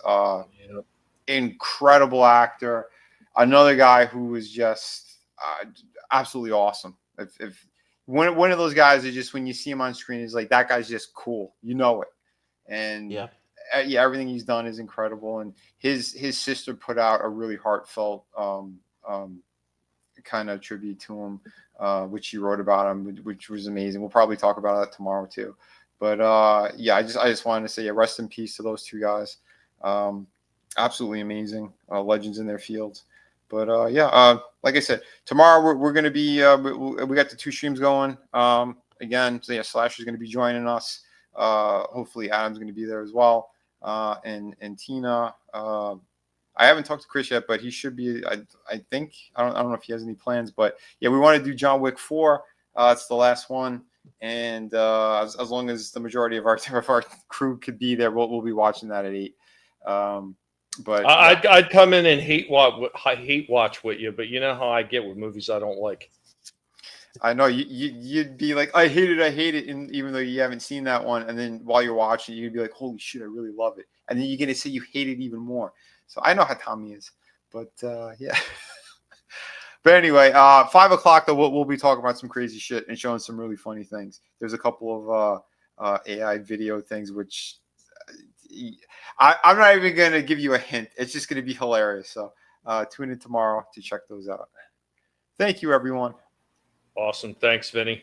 And now we're going to hand it over one last time. Not bad for an old-timer. Old-timer. Yeah, it is It is the Pig of Doom. Guys, thank you for joining us. Could have spent your time anywhere, chose to spend it with us, and it is greatly appreciated. Remember to subscribe to everybody's channel. Help us out by giving a big, giant middle finger to YouTube and all the games that they keep playing, because they just don't stop. And I can tell you that from experience. It's coming close to 7 years with this nonsense with them, and it just never seems to end. Just when you think you've found a way to get past their nonsense, they find another way to try to keep you down. And you know what? It's not good being a specious bastard and keeping a small furry pig down like this. You're messing with a whole collective that will nibble your toes off. This is no fun. Stop it. Grow up, people. Anyway, guys, thank you for being here. Hope that you had fun. Hope that you come back next week and have some more fun with us as we get into more toy reviews, some more toy history, and absolutely just have a blast. and avoiding a lot of the nonsense that a lot of the other tubers like to do with their misery nonsense. Everybody, have a good one, and we'll catch you on the next one.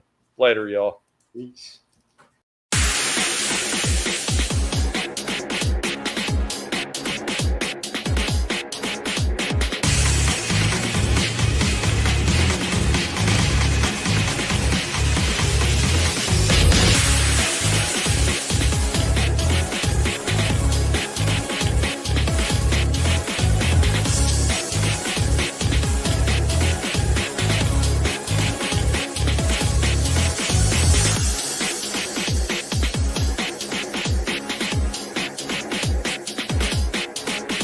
You better run, Mojito. You what?